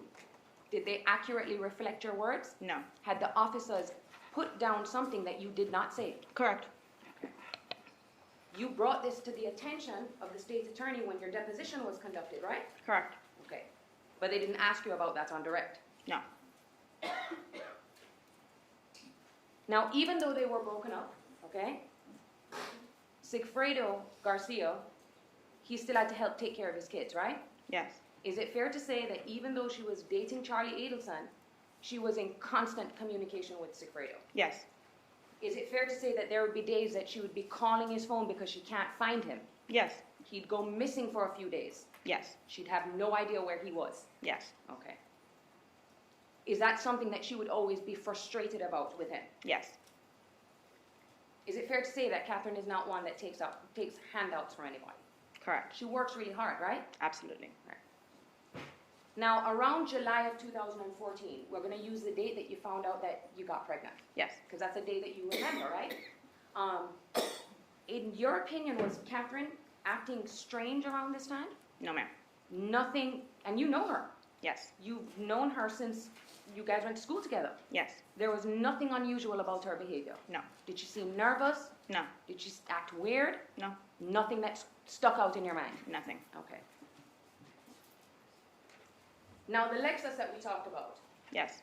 you said that, now you remember there was a time that she was driving the Mazda, right? Yes. She didn't have the Mazda and the Lexus at the same time. No. All right. So the Mazda wasn't doing too great, right? No. Isn't it true that Mazda got into a car accident? Yes. Catherine was in that car. Catherine McBanwell was in that car accident. She was. Was this around the time of the Pacquiao fight? Yes, it was. Okay. And the car, the Mazda, couldn't be driven anymore because of the accident. Yes. Is that around the time that Charlie allowed her to use the Lexus? Yes. Okay.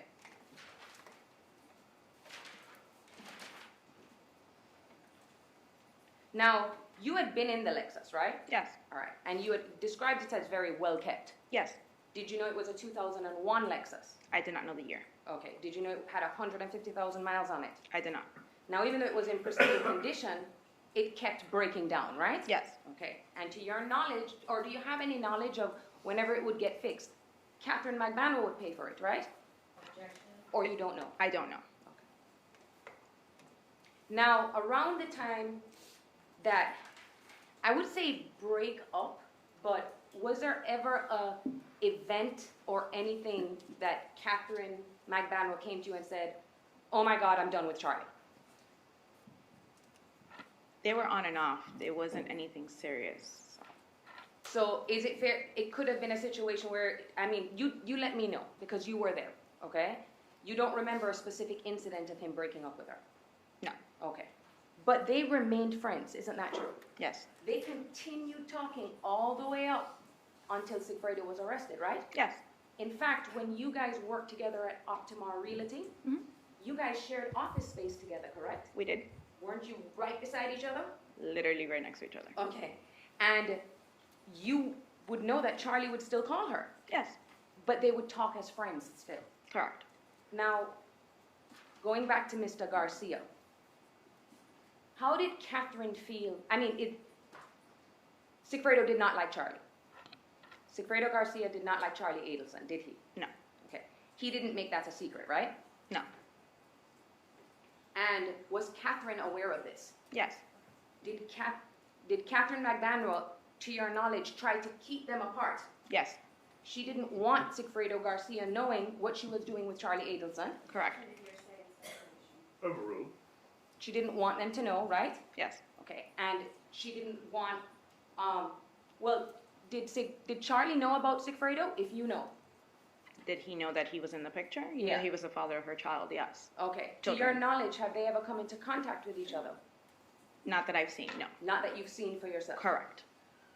But he knew that Catherine was seeing someone else, Sigfredo Garcia? Yes, he did. Okay. And this wasn't a situation where they would all hang out together? Absolutely not. Okay.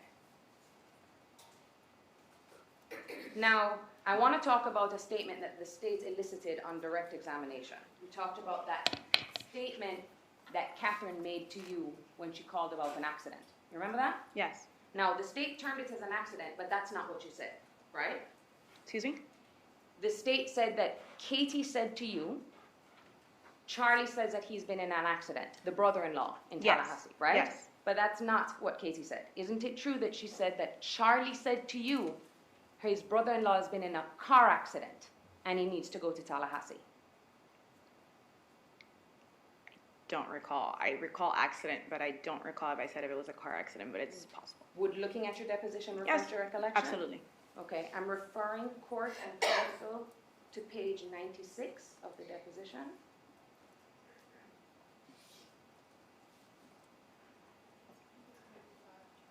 Oh, thank you.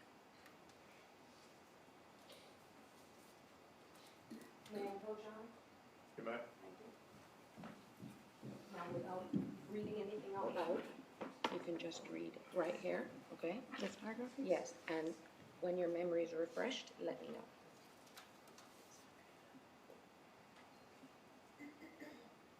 Yeah. Has your memory been refreshed? Yes, ma'am. What did she say to you? Car accident. Okay. Now, this is what she is telling you that Charlie told her. Correct. Okay. You don't remember exactly what day this was? No. Could have been July 19th, Could have been. 20th, Yes. 21st. You don't know. No. But the thing that you remember is her saying that Charlie said his brother got into a car accident. His brother-in-law, yes. And that is what he told her. Yes. Now, when she's telling you this, Mhm. anything weird on her voice, or does it sound like she was concerned? Yeah. She was concerned? Yes. Okay. And she was asking to go for you to watch the kid so she could see him before he went to Tallahassee. Yes. Okay. She never went to Tallahassee. No, not She that I'm didn't aware. mention anyone's name like Dan Markel, No. Wendy Adelson, No. none of that. No. Now, the other thing that we were talking about was her working. Well, actually, let's go back to the clubs, okay? Because you actually worked in the clubs. Yes. How'd you get paid? Cash. All right. Explain to the jury what a good night at a club, or the club that you worked with Catherine in South Florida, a good night, how much you gonna make in cash? $400 to $500 a night. What is bottle service? You bring out bottles to a group of people that orders bottles. And they pay a ridiculous amount for like one bottle, right? Yes. All right. But you guys make the tips. We do, and we would make a commission off of the actual bottle, depending on the percentage the club would pay you. Okay, so there's an incentive for you to push the sales of the bottles. Correct. All right. But so if you work Friday, Saturday, Sunday night, you could make close to $2,000, correct? Yeah. Now, I know you had mentioned that about the Lexus. Yes. Did Catherine ever tell you that it was a gift? She said that he gave it to her, that Charlie gave it to her so that she can, get around. She had the kids. Okay. He knew that she needed a vehicle to have her kids. So in the beginning, he loaned it to her. Yeah. You don't know if later on she actually paid him so she could keep it. I do not.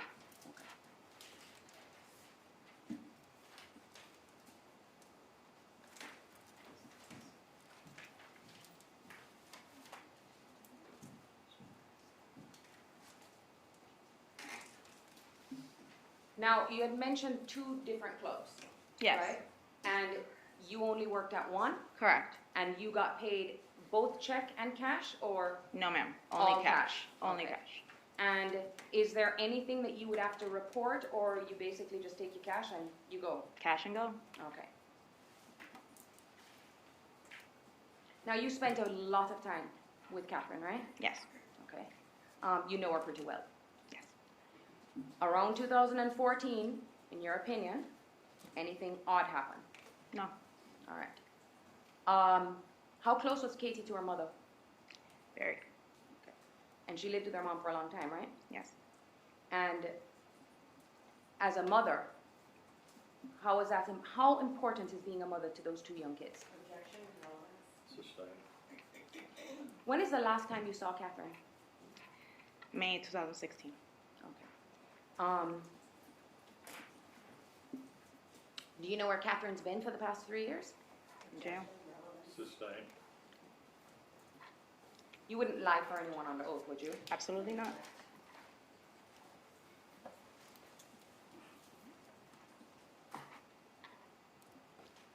I have nothing further at this time. Judge. Redirect.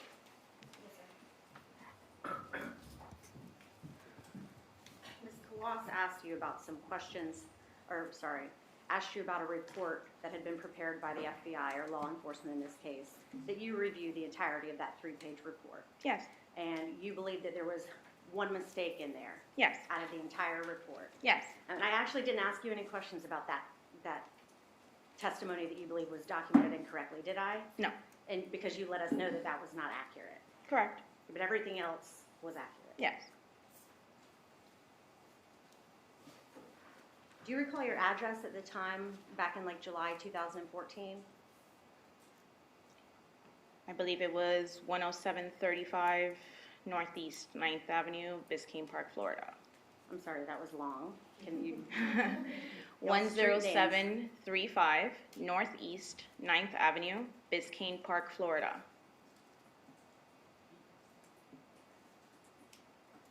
Okay, thank you.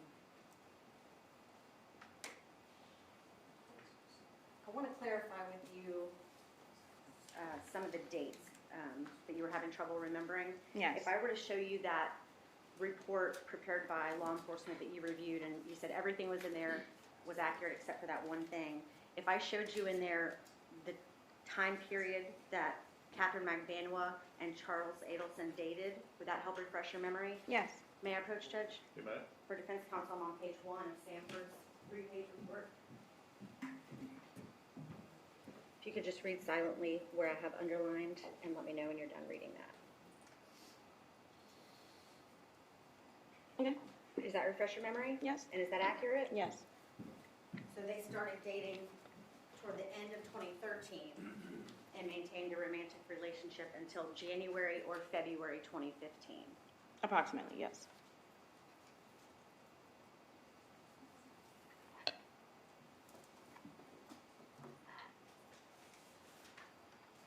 The phone call from Ms. McVanua about Charlie's brother-in-law having been in a car accident Yes. up in Tallahassee, you received that call from her the day after she asked you and not Garcia to watch her children the previous day. Yes. And you'd kept the kids all night, and then you got the phone call about the car accident. Yes.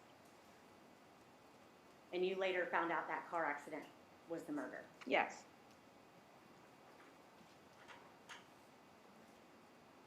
A few questions about employment. You talked about how much money you can make in a night. Ms. Kawast asked you how much you would make on a good night. Yes. Was every night a good night? No. What was your average night? Sometimes you even make $100 or $200. A couple $100 bucks. And how many nights a week would you do that? I only work 2 nights a week.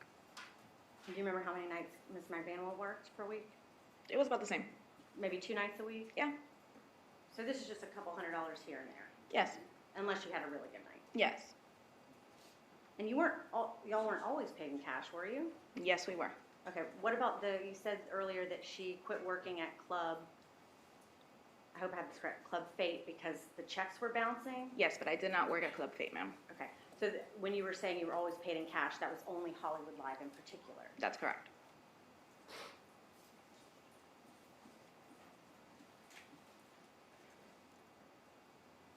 You indicated Ms. McVanua quit Hollywood Live 1 to 2 months before you did. Mhm.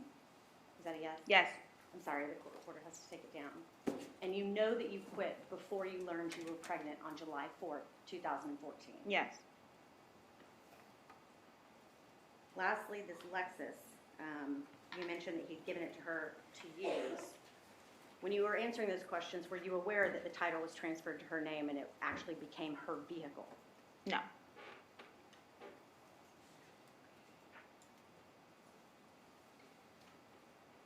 And after Ms. McVanua quit at Hollywood Live 1 to 2 months before you, no employment until the dermatology office. Yes. No further questions, Ron? All right, any juror have a question of this witness? All right, okay, we'll go sidebar.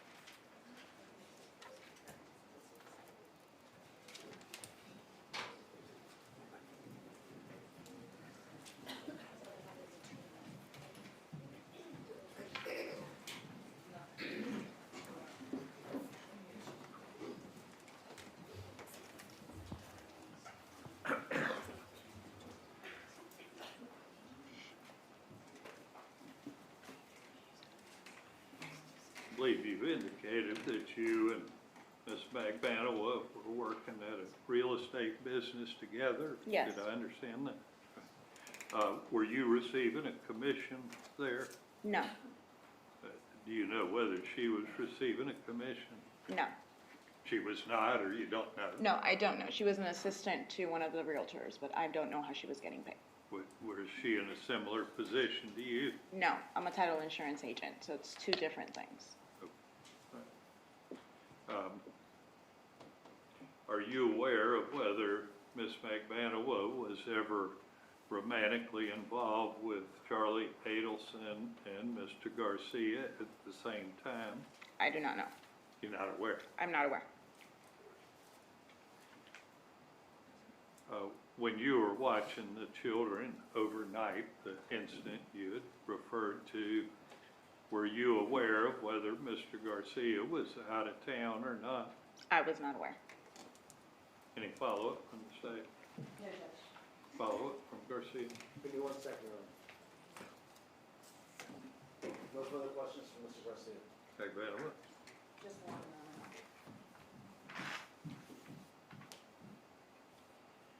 How often would you watch Catherine's children for her?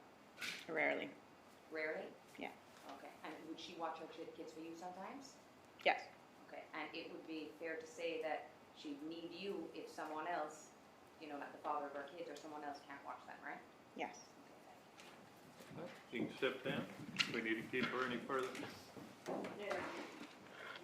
Anybody need her further? No, Mr. Garcia, Judge. All right, you're excused. Thanks for being here. You're free to go about your business. Call your next witness. The state calls Clarissa Libretto.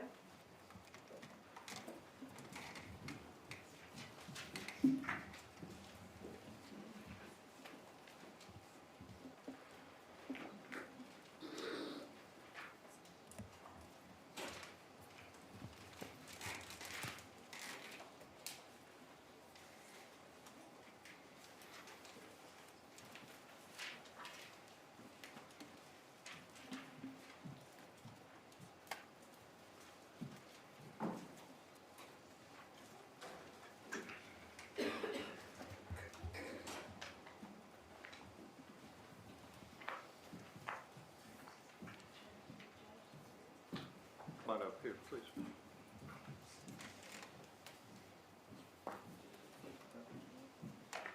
Would you raise your right hand and face the clerk to be sworn, please? You swear affirm testimony about giving this case to your truth, whole truth, and nothing but truth, so help you God. I do. Have a seat. Slide up to the microphone, please, ma'am. May proceed. Thank you, Judge. Good morning. Good morning. Can you introduce yourself to the jury and spell your first and your last name for our court reporter? I'm Clarissa Libretto, CLARIZA LEBREDO. Where are you employed, Ms. Libretto? The Adelson Institute. How long have you worked for the Adelson Institute? Almost 40 years. Where is the Adelson Institute located? Tamarack, Florida. Do you know the exact address? 7737 North University Drive, Suite 207. Has it been at that location for the past 10 years? Yes. And what is the Adelson Institute? It's a dental office. What is your position in that dental office? I'm Dr. Harvey Adelson's assistant. Do you ever work at the front desk? I'll answer the phone, but that's not my job. So you're more of the practical dental assistant as I'm a opposed- dental assistant. I'm his dental assistant, You don't- Dr. Adelson's. Who is Erica Johnson? She works in the office. And what does she do for the office? She works up front, and she's a surgical assistant To whom? to Charlie Adelson. So you work for Dr. Harvey Adelson, so obviously you know who he is, correct? Yes, Do you know his wife? yes. Who is that? Donna Adelson. Is she employed by the Adelson Institute as well? No, She does not work at the Adelson Institute? not now. Did she work there back in 2016? Yeah, Yes. What about 2017? Not all the time. So you're telling me she was not the Adelson Institute's office manager? She was the office manager, but didn't come in every day. Not, can't remember all the, Would it refresh your memory to see a transcript from your deposition that you took on, excuse me, that was taken of you on October 25th of 2017? no, That wouldn't refresh your memory? no. Okay. Do you recall being asked the question, what does Donna do at the Adelson Institute? And your Objection, proper response? impeachment. Overruled. And your response was, Donna was our office manager. I would say that sometimes. I say different. It's office manager, she's the boss. So she does work at the Adelson Institute. Yes, And you're familiar with Harvey and Donna Adelson's children, are you not? yes, You know Charlie Adelson, yes, as well as Wendy Adelson? yes. How long have you known them for? Wendy was about 2, and Charlie must have been 6 years old. So you've known them mostly? Almost 40 years. Okay. And if you could wait till I'm done asking the questions so the court reporter can get down everything correctly, okay? Back in 2000, I'm like in the 2015, 2016 timeframe, who all was employed at the Adelson Institute? Erica, myself, Dr. Adelson, Charlie, and our hygienist. Who is that? It was Amy. And then, of course, Donna Adelson. And then Donna. And those are the only employees that worked there, correct? Yes. Are there any other dentists who work at the office besides Dr. Harvey Adelson and Dr. Charles Adelson? No. What are the business hours for the Adelson Institute? 8 to 5. And then we had a late night that was 11 to 7. And the 8 to 5 business hours, those were Monday, Tuesday, and Thursdays, right? Monday, Tuesday, and Thursday. Yes. And the late day was Wednesday would be 11 to 7 p.m. Right. We've changed it, but But back at this time, back at that time, it was 11 to 7 on Wednesday. would those be your regular working hours as well? I'm sorry? Would those times that you've indicated and dates that be the regular hours that you would work as Oh, well? yes, yes. Did y'all routinely see patients on a Friday? No, not regularly. What about on the weekend? No. Does Adelson Institute have or back at this time, because I know you have a service now, but back at the time, 2015, 2016, if a patient were to call the Adelson Institute and y'all were closed because it was Friday, Saturday, or Sunday, that call would be routed to a voicemail machine y'all had, wouldn't it? Yes. And every Monday morning when you came in, y'all would, it was like an old school machine. It was, yeah. And I you would hear the messages at 8, as I open up, 7:45, 8 o'clock. Yes, ma'am. So you'd review those voice messages and then return the patient's phone calls that had called while the office was closed. Yes. Does the Adelson Institute, if you're aware, maintain employee records? They must. They must because they're a business, right? Exactly. Okay, do you know who has access to those employee records, employee files? No, You don't? no. Would it refresh your memory to see the deposition transcript that you took in October of 2017? No. Do you have access to employee records? No. So back in your deposition, you were asked question, does anyone other than Harvey, Donna, and Charlie have access to employee records to your knowledge? And your answer was no. Can we get a page and line reference? Yes, sir. Sorry, page 10, lines 3 through 6. Do you remember being asked the question, does anyone other than Harvey, Donna, and Charlie have access to employee records to your knowledge? And you answered no. Objection and proper impeachment. No. Overruled. Do I remember that question? Do you remember being asked that question and giving I don't that? remember. But you don't want me to refresh you by showing you the transcript? No.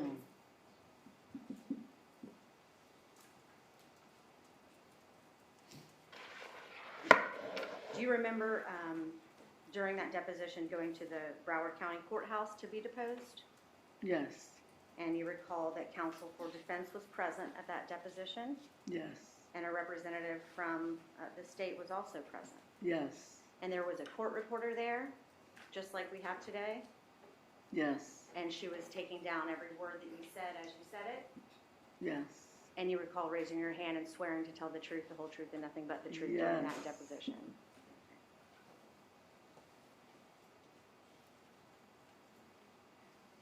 Do you recall 2 police officers coming to the Adelson Institute back in June of 2016, around 11 o'clock in the morning? yes.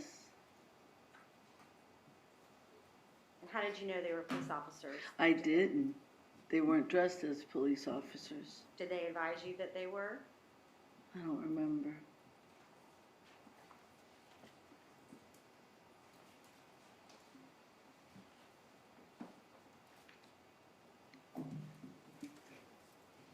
During the course of their being at the Adelson Institute, you learned that they were in fact police officers, though.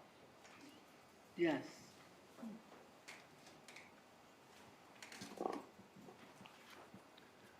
When these 2 officers encountered you, and this would have been June 1st, 2016, did they ask you if you were familiar with an employee named Catherine McBanois?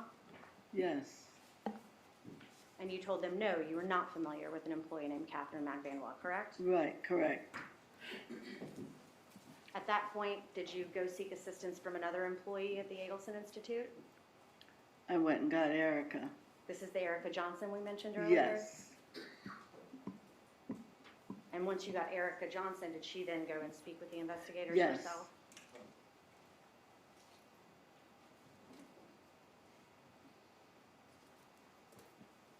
Do you know the defendant in this case, Catherine McBanois? The female No. defendant? No. Do you know if she's ever been a patient at the office? she's been a patient. And that's the extent of your understanding of who she is as a patient of the office? Yes, And approximately how many times has she been a patient there? I think we worked on her once. She was a patient one day in my chair. Is it possible she was a patient more than once? Because she might have had a cleaning too.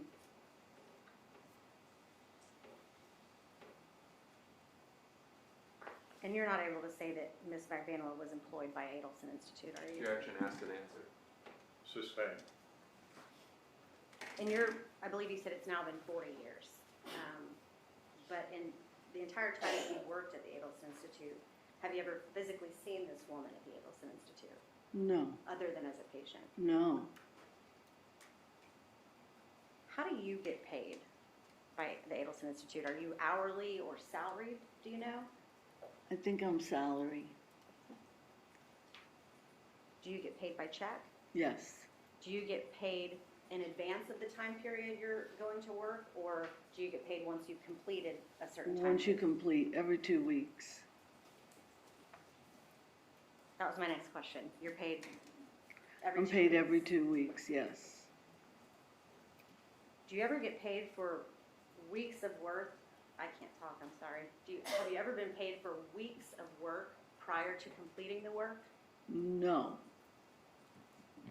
Have you ever received 3 paychecks at a time? yes. When?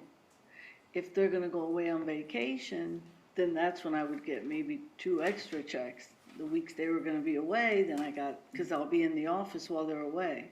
And how frequently would that happen? Once a year when they go away.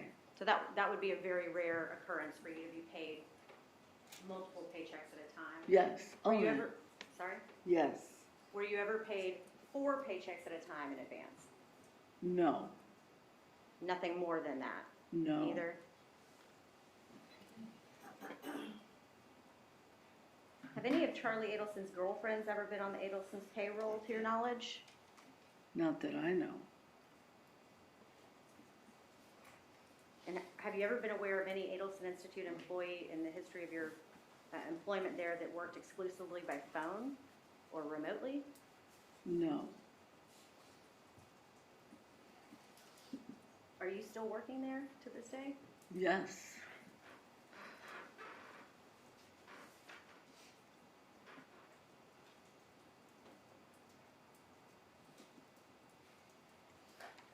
If I could have one moment, okay? You bet. I have no further questions. Thank you, Ms. Libretto. Thank you. Garcia. Just 1 second, Your Honor.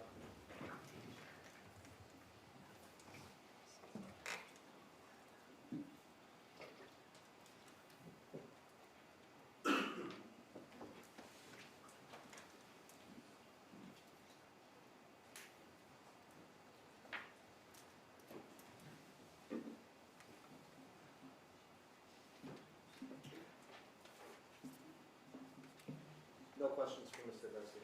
McMahon. Yes, sir. Is it Libretto or Libretto. Libretto. Libretto. Libretto. Libretto. Good morning. Good morning. Correct me if I'm wrong, Charles Adelson would travel a lot for work. He would be at other dental practices doing work. Yes. I think the term is called a suitcase dentist. I've never heard of that. You were asked a question by the government. They asked you if any employees had ever worked by phone for the Adelson Institute. And it was if you know. Do you know if anybody ever worked by phone? No. It is possible that somebody did work by phone for the Adelson Institute and you just don't know. I don't know that. Don't know the answer. Don't know the answer. You don't know what you don't know. I don't know. I've never heard of that. One brief moment, Your Honor. Nothing further, Your Honor. Redirect.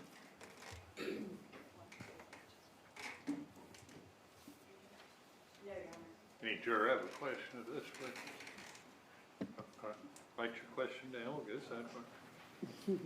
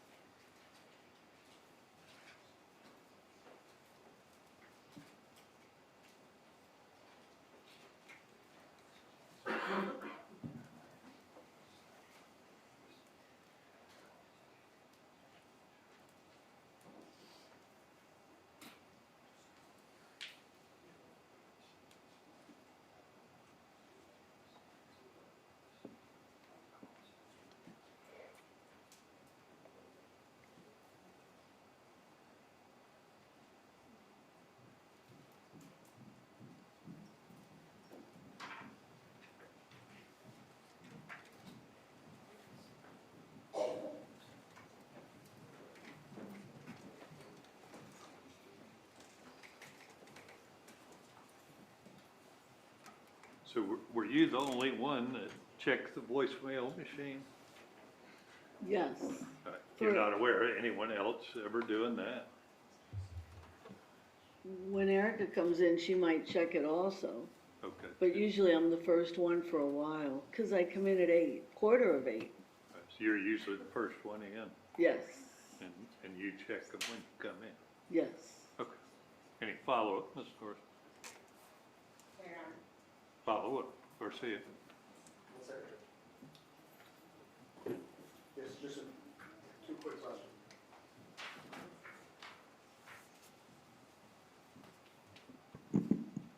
Good late morning. Exactly. Just to follow up on that issue, while you indicated yourself and another employee had the ability to check the voicemails, Would I be correct in assuming that Dr. Harvey Adelson could also check his voicemails? Now they can. Okay. Like today? Now meaning, now we have an answering system, intercom system. Okay. And when did you get that system? Oh, maybe over a year ago, couple years maybe. So before that, you had like a machine? Yes. So they couldn't retrieve the messages. Who was in charge of this phone line? Well, let me ask it this way. Did Harvey Adelson have the ability to contact the phone provider with regards to the line for the Adelson Institute?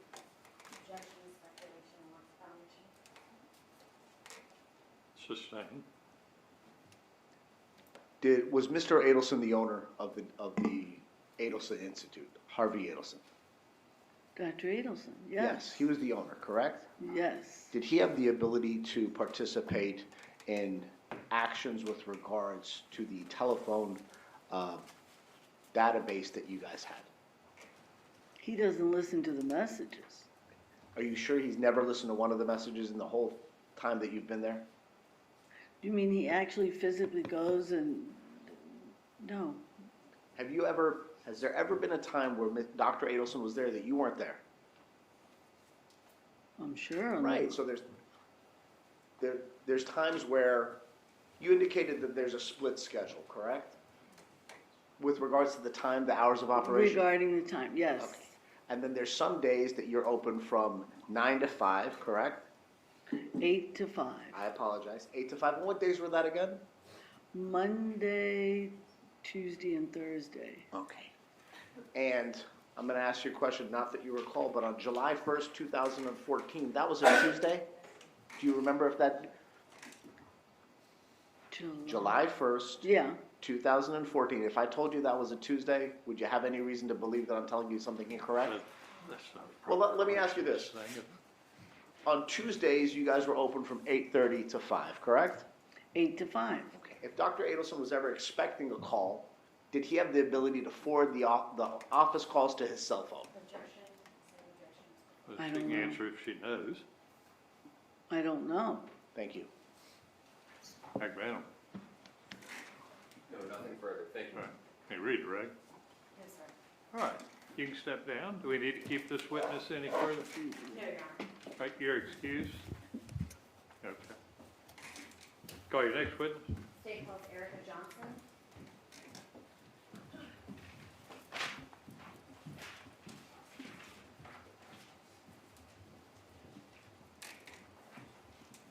Your Honor, would it be okay if Ms. Kawhi stands in for me for a second? This is my witness. I just want to run through that. Certainly. Anytime one or the other of you is here, we're good.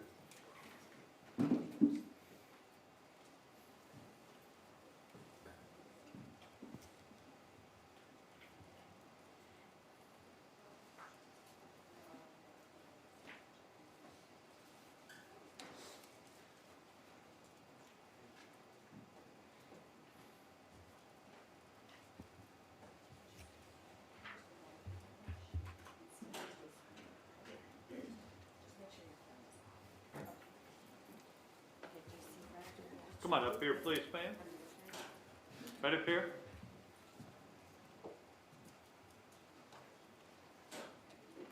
If you face this lady, raise your right hand to be sworn. You swear affirm testimony about to give in this case to be the truth, whole truth, and nothing but truth, so help you God? Yes. And is your phone off? Yes. Okay. No. Now, turn it off, please. You can have a seat. Slide up the microphone, please.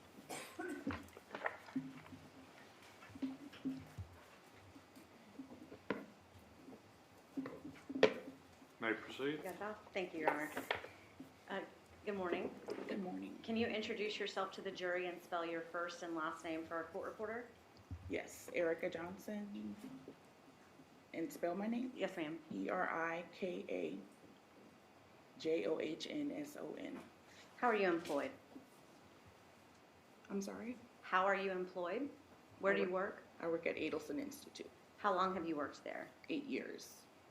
What's your position there? A dental assistant. And to whom are you a dental assistant? To Dr. Adelson and also Charlie Adelson. And Charlie Adelson is also a doctor as well, right? Correct. Do you also work at the front desk? Yes. What are your tasks at the front desk? Making appointments, sending out insurance, Are you things the, of that nature. say that again? And things of that nature. So you do a lot of the paperwork, scheduling, insurance claims, returning phone calls, things like that? Correct. And you're the primary person who does that for the Adelson Institute? Correct. Do you know of anyone else who does that? No. You also handle patients' payments for the services that the Adelson Institute provides, don't you? Correct. Do you often have to even quote prices for patients on what certain dental work is going to cost? Yes. The Adelson Institute dealt in cash frequently, didn't it? Not frequently, but we do accept cash, yes. I mean, the office does offer a substantial discount if a customer can pay in cash. Yes. Back in 2000 and, hold on one second, I need to look at.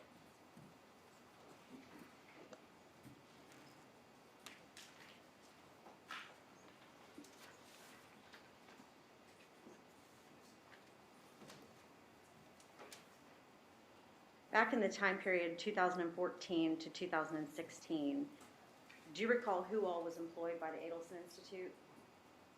Besides yourself, obviously. To my knowledge, it was myself, Clarissa Libretto, Victoria Libretto.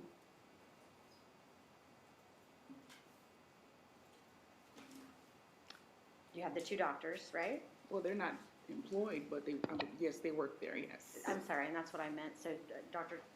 Harvey Charles, Adelson? yes. And Dr. Charles Adelson? Yes. Any other dentists or surgeons that worked there? No. Did Donna Adelson work at the Adelson Institute? Yes. What was her role?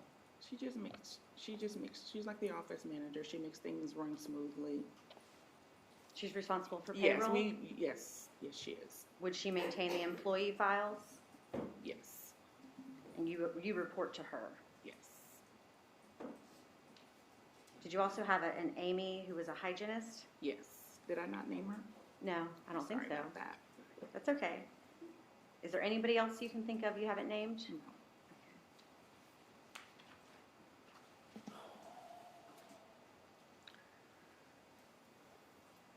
When we talked about some of the, well, I haven't with you, but the hours that the Adelson Institute was open and the days, it was a Monday through Thursday operation.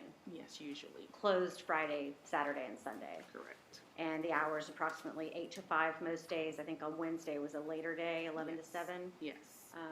If a patient would call to schedule an appointment or just try to reach the office and the office was closed, that call would be answered by the old The school. answering service, yes.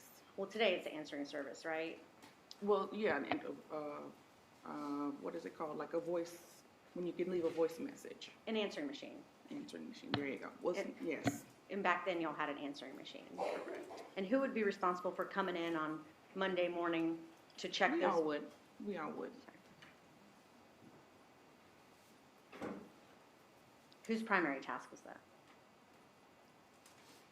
Mine. Mine usually. Because I do front desk. I want to talk to you about an incident on June 1st of 2016. It was about 11 o'clock in the morning. Do you remember two police officers coming to the Adelson Institute? Yes. And did you know why they were there? No. They asked you about Catherine McBanois, didn't they? Yes. And they asked you about whether or not she was employed at Adelson Institute? Yes. Did they ask you for any employee records related to Ms. McBanois? I believe so. And did you provide those to them? No. Why didn't you?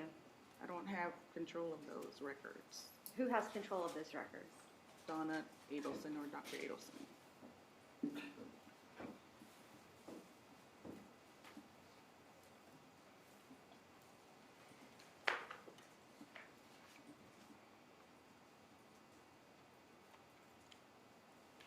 Today you've said that the person who has access to those were Donna Adelson and Dr. Charles Adelson, is that right? Donna Adelson and Dr. Harvey Adelson, possibly Dr. Charles Adelson as well.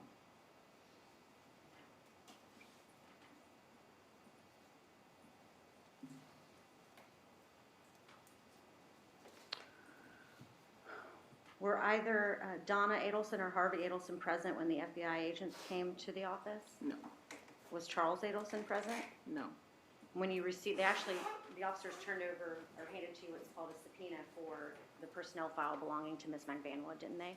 I don't remember. You don't I don't recall remember that? if they gave anything. I don't.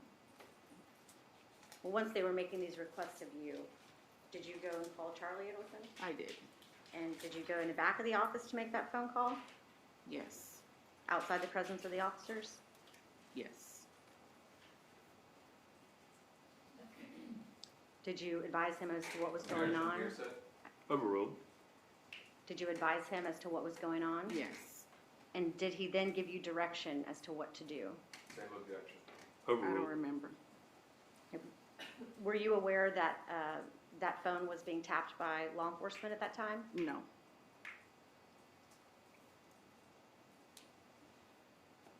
Would it refresh your memory to listen to the recorded phone call between you and Charles Adelson that morning?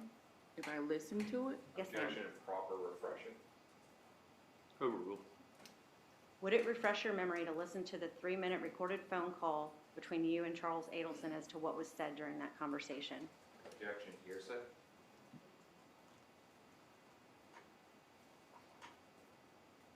Overruled. Do you need me to repeat the question? no. Okay. So what is your answer? Would it refresh your memory to listen to a CD with the audio of that recorded phone call? It would be a recorded phone call that I would listen to remember Yes, ma'am. what happened that day. Yes. I would imagine so. Okay. No, I would ask No. to do that. You can do those things on breaks. We're not going to take up the jury's time on things you can anticipate. Move on. Were you offered that opportunity before we began court this morning? Yes. And you refused it, is that right? Yes, I didn't feel comfortable with that. Okay, are you now comfortable listening to that recorded phone call? I'm still not comfortable listening. I don't understand why I need to listen to it. You're telling me that you don't remember the phone conversation? Correct. All right, let's jury step out.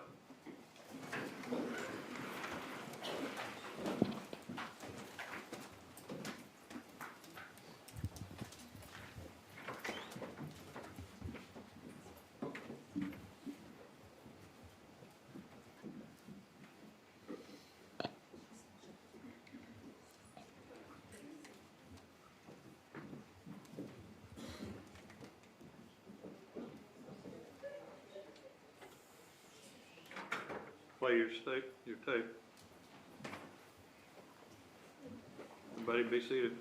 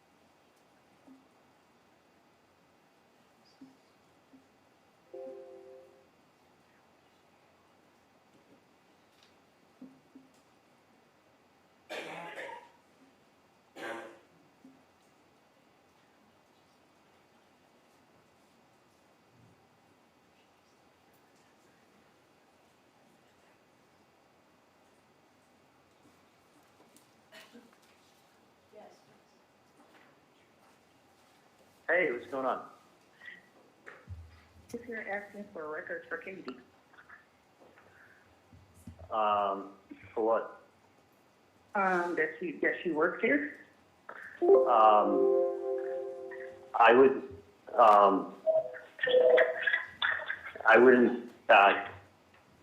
give anything. Yeah, and then the ex, did she work there? I was like, yeah, she works there, but I don't know what you want. Cause remember we sent that. Erica, Yeah.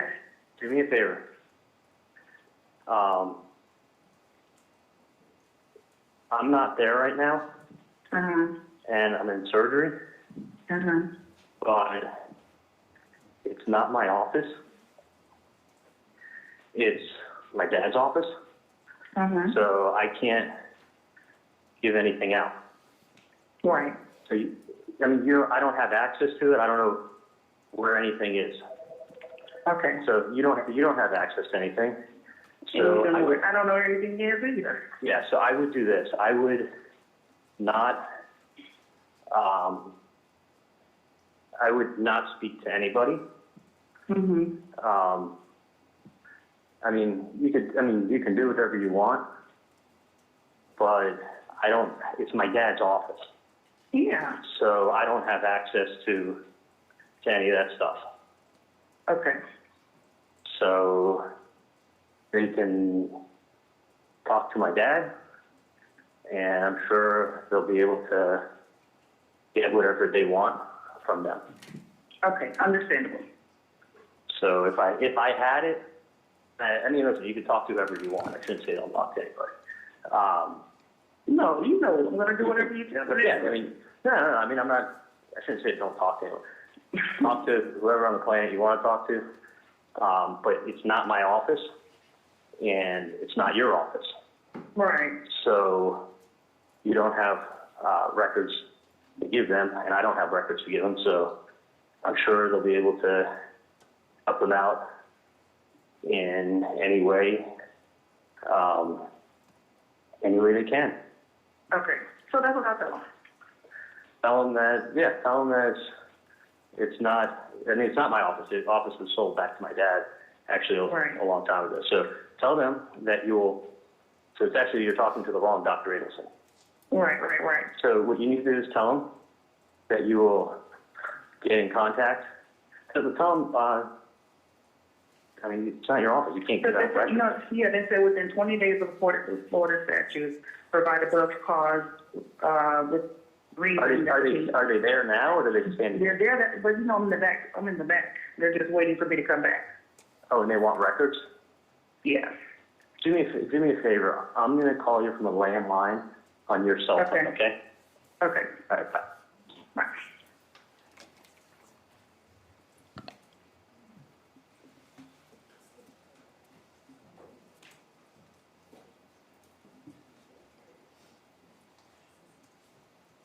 That's the jury back.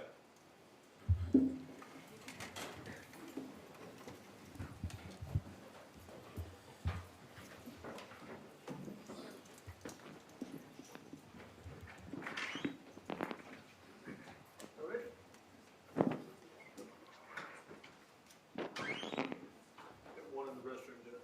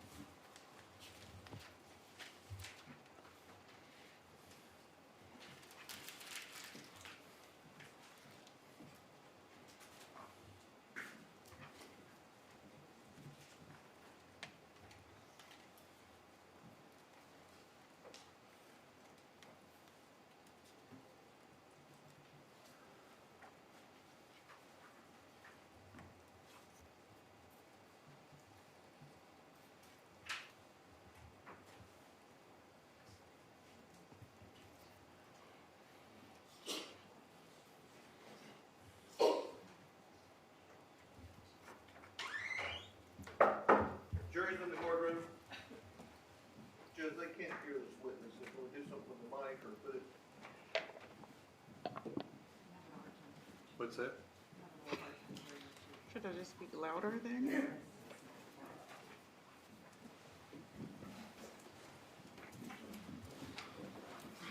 Everybody be seated. You may proceed, Ms. Norris. Keep your voice up, please, ma'am.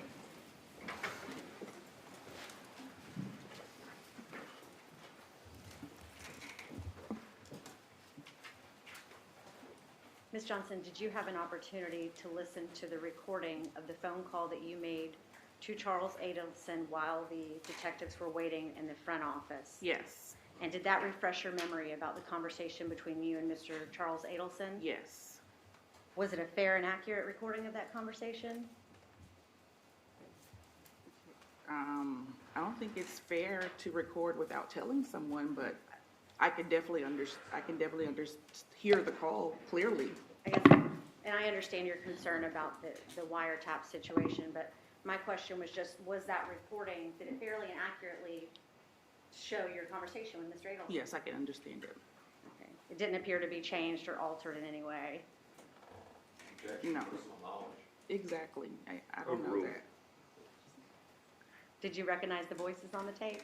Yes. And who were those voices? Mine and Dr. Adelson's. Dr. Charlie Adelson? Correct. And when these law enforcement officers came to get this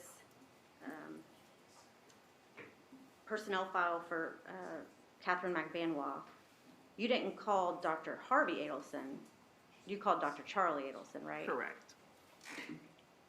And during that conversation, he told you what to do?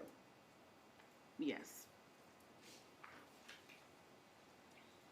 He directed you? Well, no, he didn't tell me what to do, but he was just telling me an option. He gave me an option.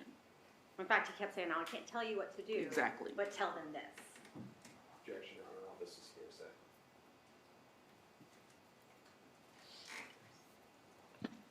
I'll overrule that objection, but. So he told you, he in fact used the word "tell them" multiple times throughout that recording. Yes. And you told him, "I'm going to do whatever you tell me." Objection, hearsay, Your Honor. Overruled. Is that right? Yes.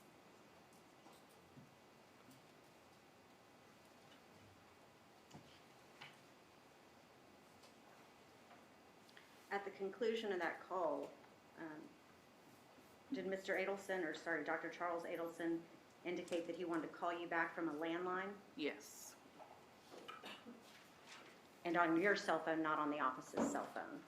Or not on the office's line? I think he called me back on the office line. I'm not certain. I guess my question was, he told you he was going to call you from a landline on your cell phone? Yes.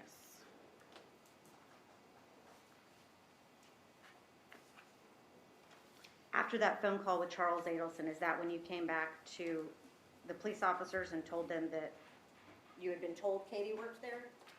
Or sorry, excuse me, you had been told Catherine McVanois worked there? I don't remember what I told them.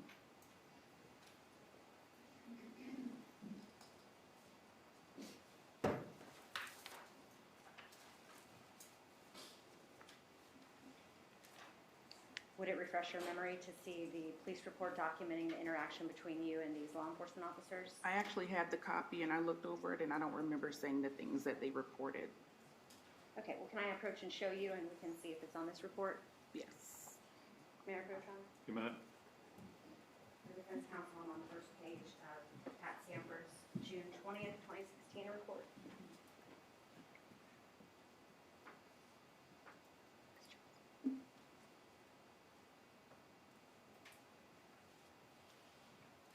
You're going over. Sorry, if you could just read this little portion.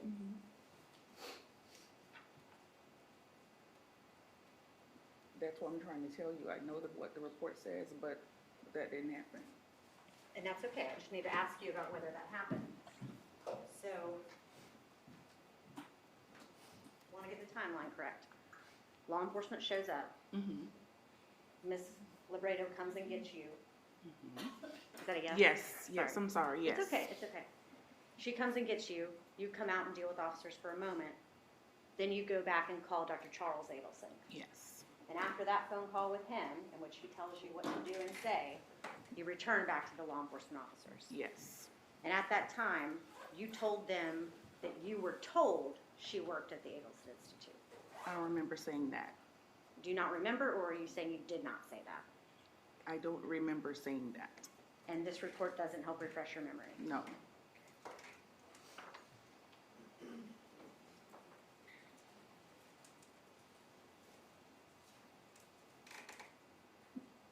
And you just listened to that call. Mr. Adelson sounded nervous on it, didn't he?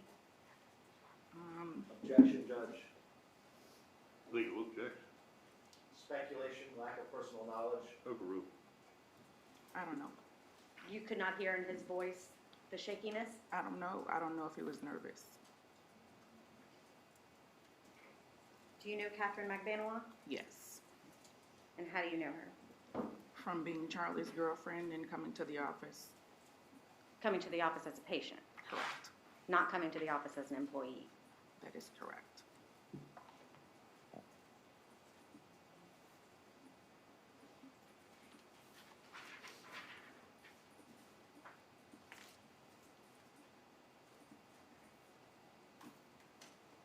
And you've never seen her inside of Adelson Institute as an employee? That is physically? correct.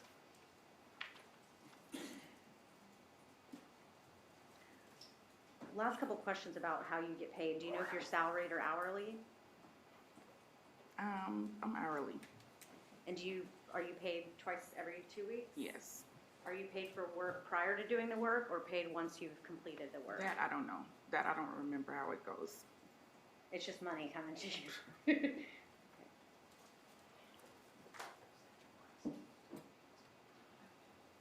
And I may have misspoken when I said twice every 2 weeks. You get paid one time every 2 weeks. Correct. Sorry about that. Would you ever get paid for work in advance, like multiple weeks of paychecks at one time? Yes. And when would that occur? Sometimes when they would go on vacation and they wouldn't be here by the time another payroll was coming, they would give us a check. So maybe you'd get 2 checks at one time. Correct. Did you ever get 3 full pay period checks at the same time? Not that I can remember. Not that I can remember. 4 at the same time? Not that I can remember.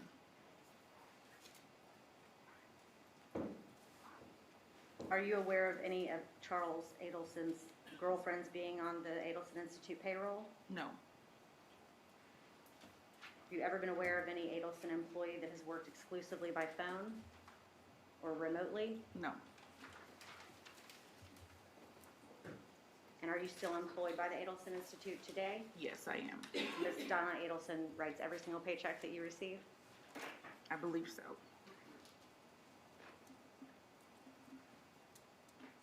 Okay, thank you, Ms. Johnson. I don't have any more questions. Okay. Garcia? Yes, Judge.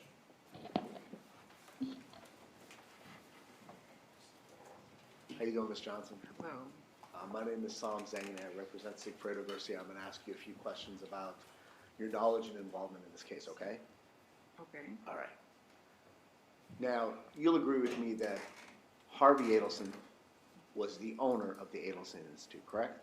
Yes. And you'll also agree with me that if he wanted to, he could contact the phone provider that they were using at the Adelson Institute, right?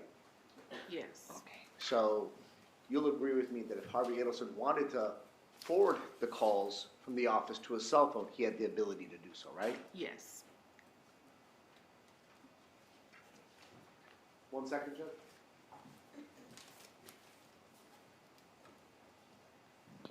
Nothing further. McBanois? Did all this in before noon, thank you, Your Honor. Good afternoon, ma'am. Good afternoon. Donna Adelson. Is it safe to assume she was there, she'd run the office, but she'd come and go? Correct. It's not something that she's punching in at 8 o'clock in the morning, leaving at 5 o'clock at night? No. She's married to the owner? Yes. Gets different liberties than other employees? Yes. Charles Adelson, my understanding, unlike Donna Adelson who would come and go, he was just always on the go. Correct. at other dental practices doing surgery? What does a periodontist do? A periodontist does implants, they do extractions, bone graft, anything that has to do with the periodontium, which is the ligaments that hold teeth in place. All right, so if another dentist needed to have a periodontist, he would go to their office and do the surgery? Correct. Catherine McBanois, is it a fair answer that you are not sure whether she was employed by the Adelson Institute? Yes, that's a fair answer.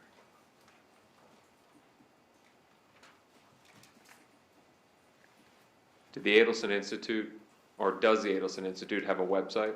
Yes, Did they have that back in 2014? yes, Have you ever met the person that does the website stuff? once. But you don't know the Please, Ms. Johnson, I'm sure people are not able to hear you. Sorry, once.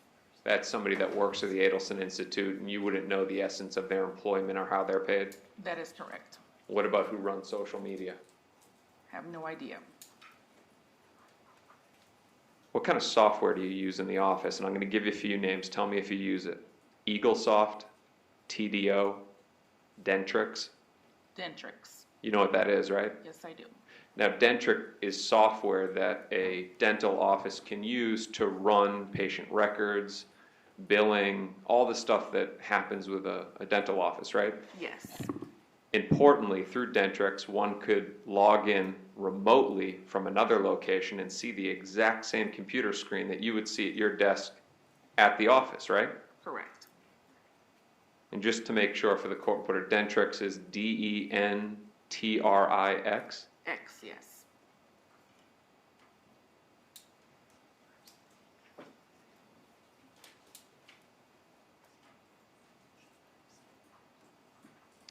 Talk about cash now. You said that the Adelson Institute accepts cash payment. Yes.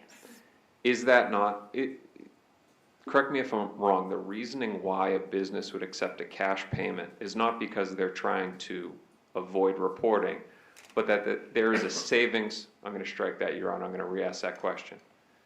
You had said that there's payments of cash, but that there was also discounts with cash payments. Yes. Is that not because the business saves money from the credit card rate transaction? That's 100% correct. Meaning that if a patient were to pay any amount of money with a credit card, that the business has to pay the credit card company for running the transaction. Correct.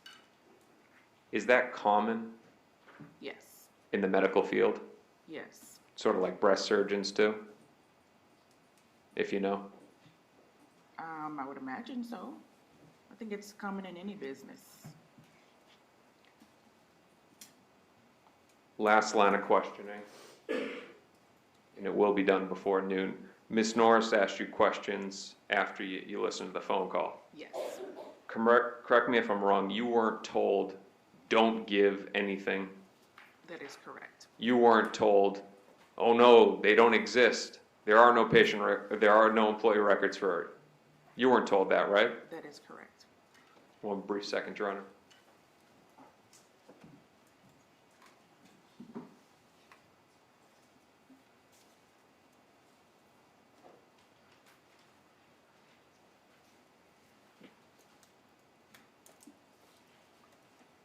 Nothing further, Your Honor. Thank you. Redirect.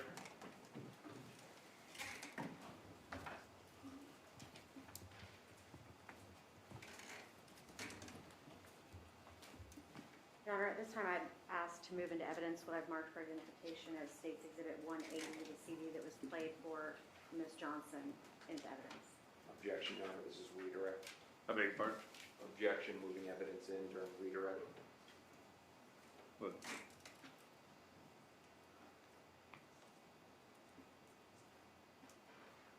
I sustain the objection at this point. You were asking questions about that phone call between you and Charles Adelson.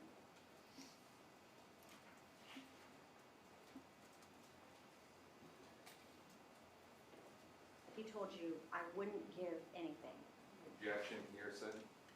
All right, I'll admit in State's Exhibit 180. Thank you, Your Honor. Permission for recross, Your Honor? No, well, yeah, I will let you recross. Will be required to. publish that at this time, Judge? Let's take a lunch break. We'll see you at 1 o'clock. Go to lunch. Keep the microphone in front of you, please, Ms. Norris. The jurors saying they're not able to hear. 1 o'clock.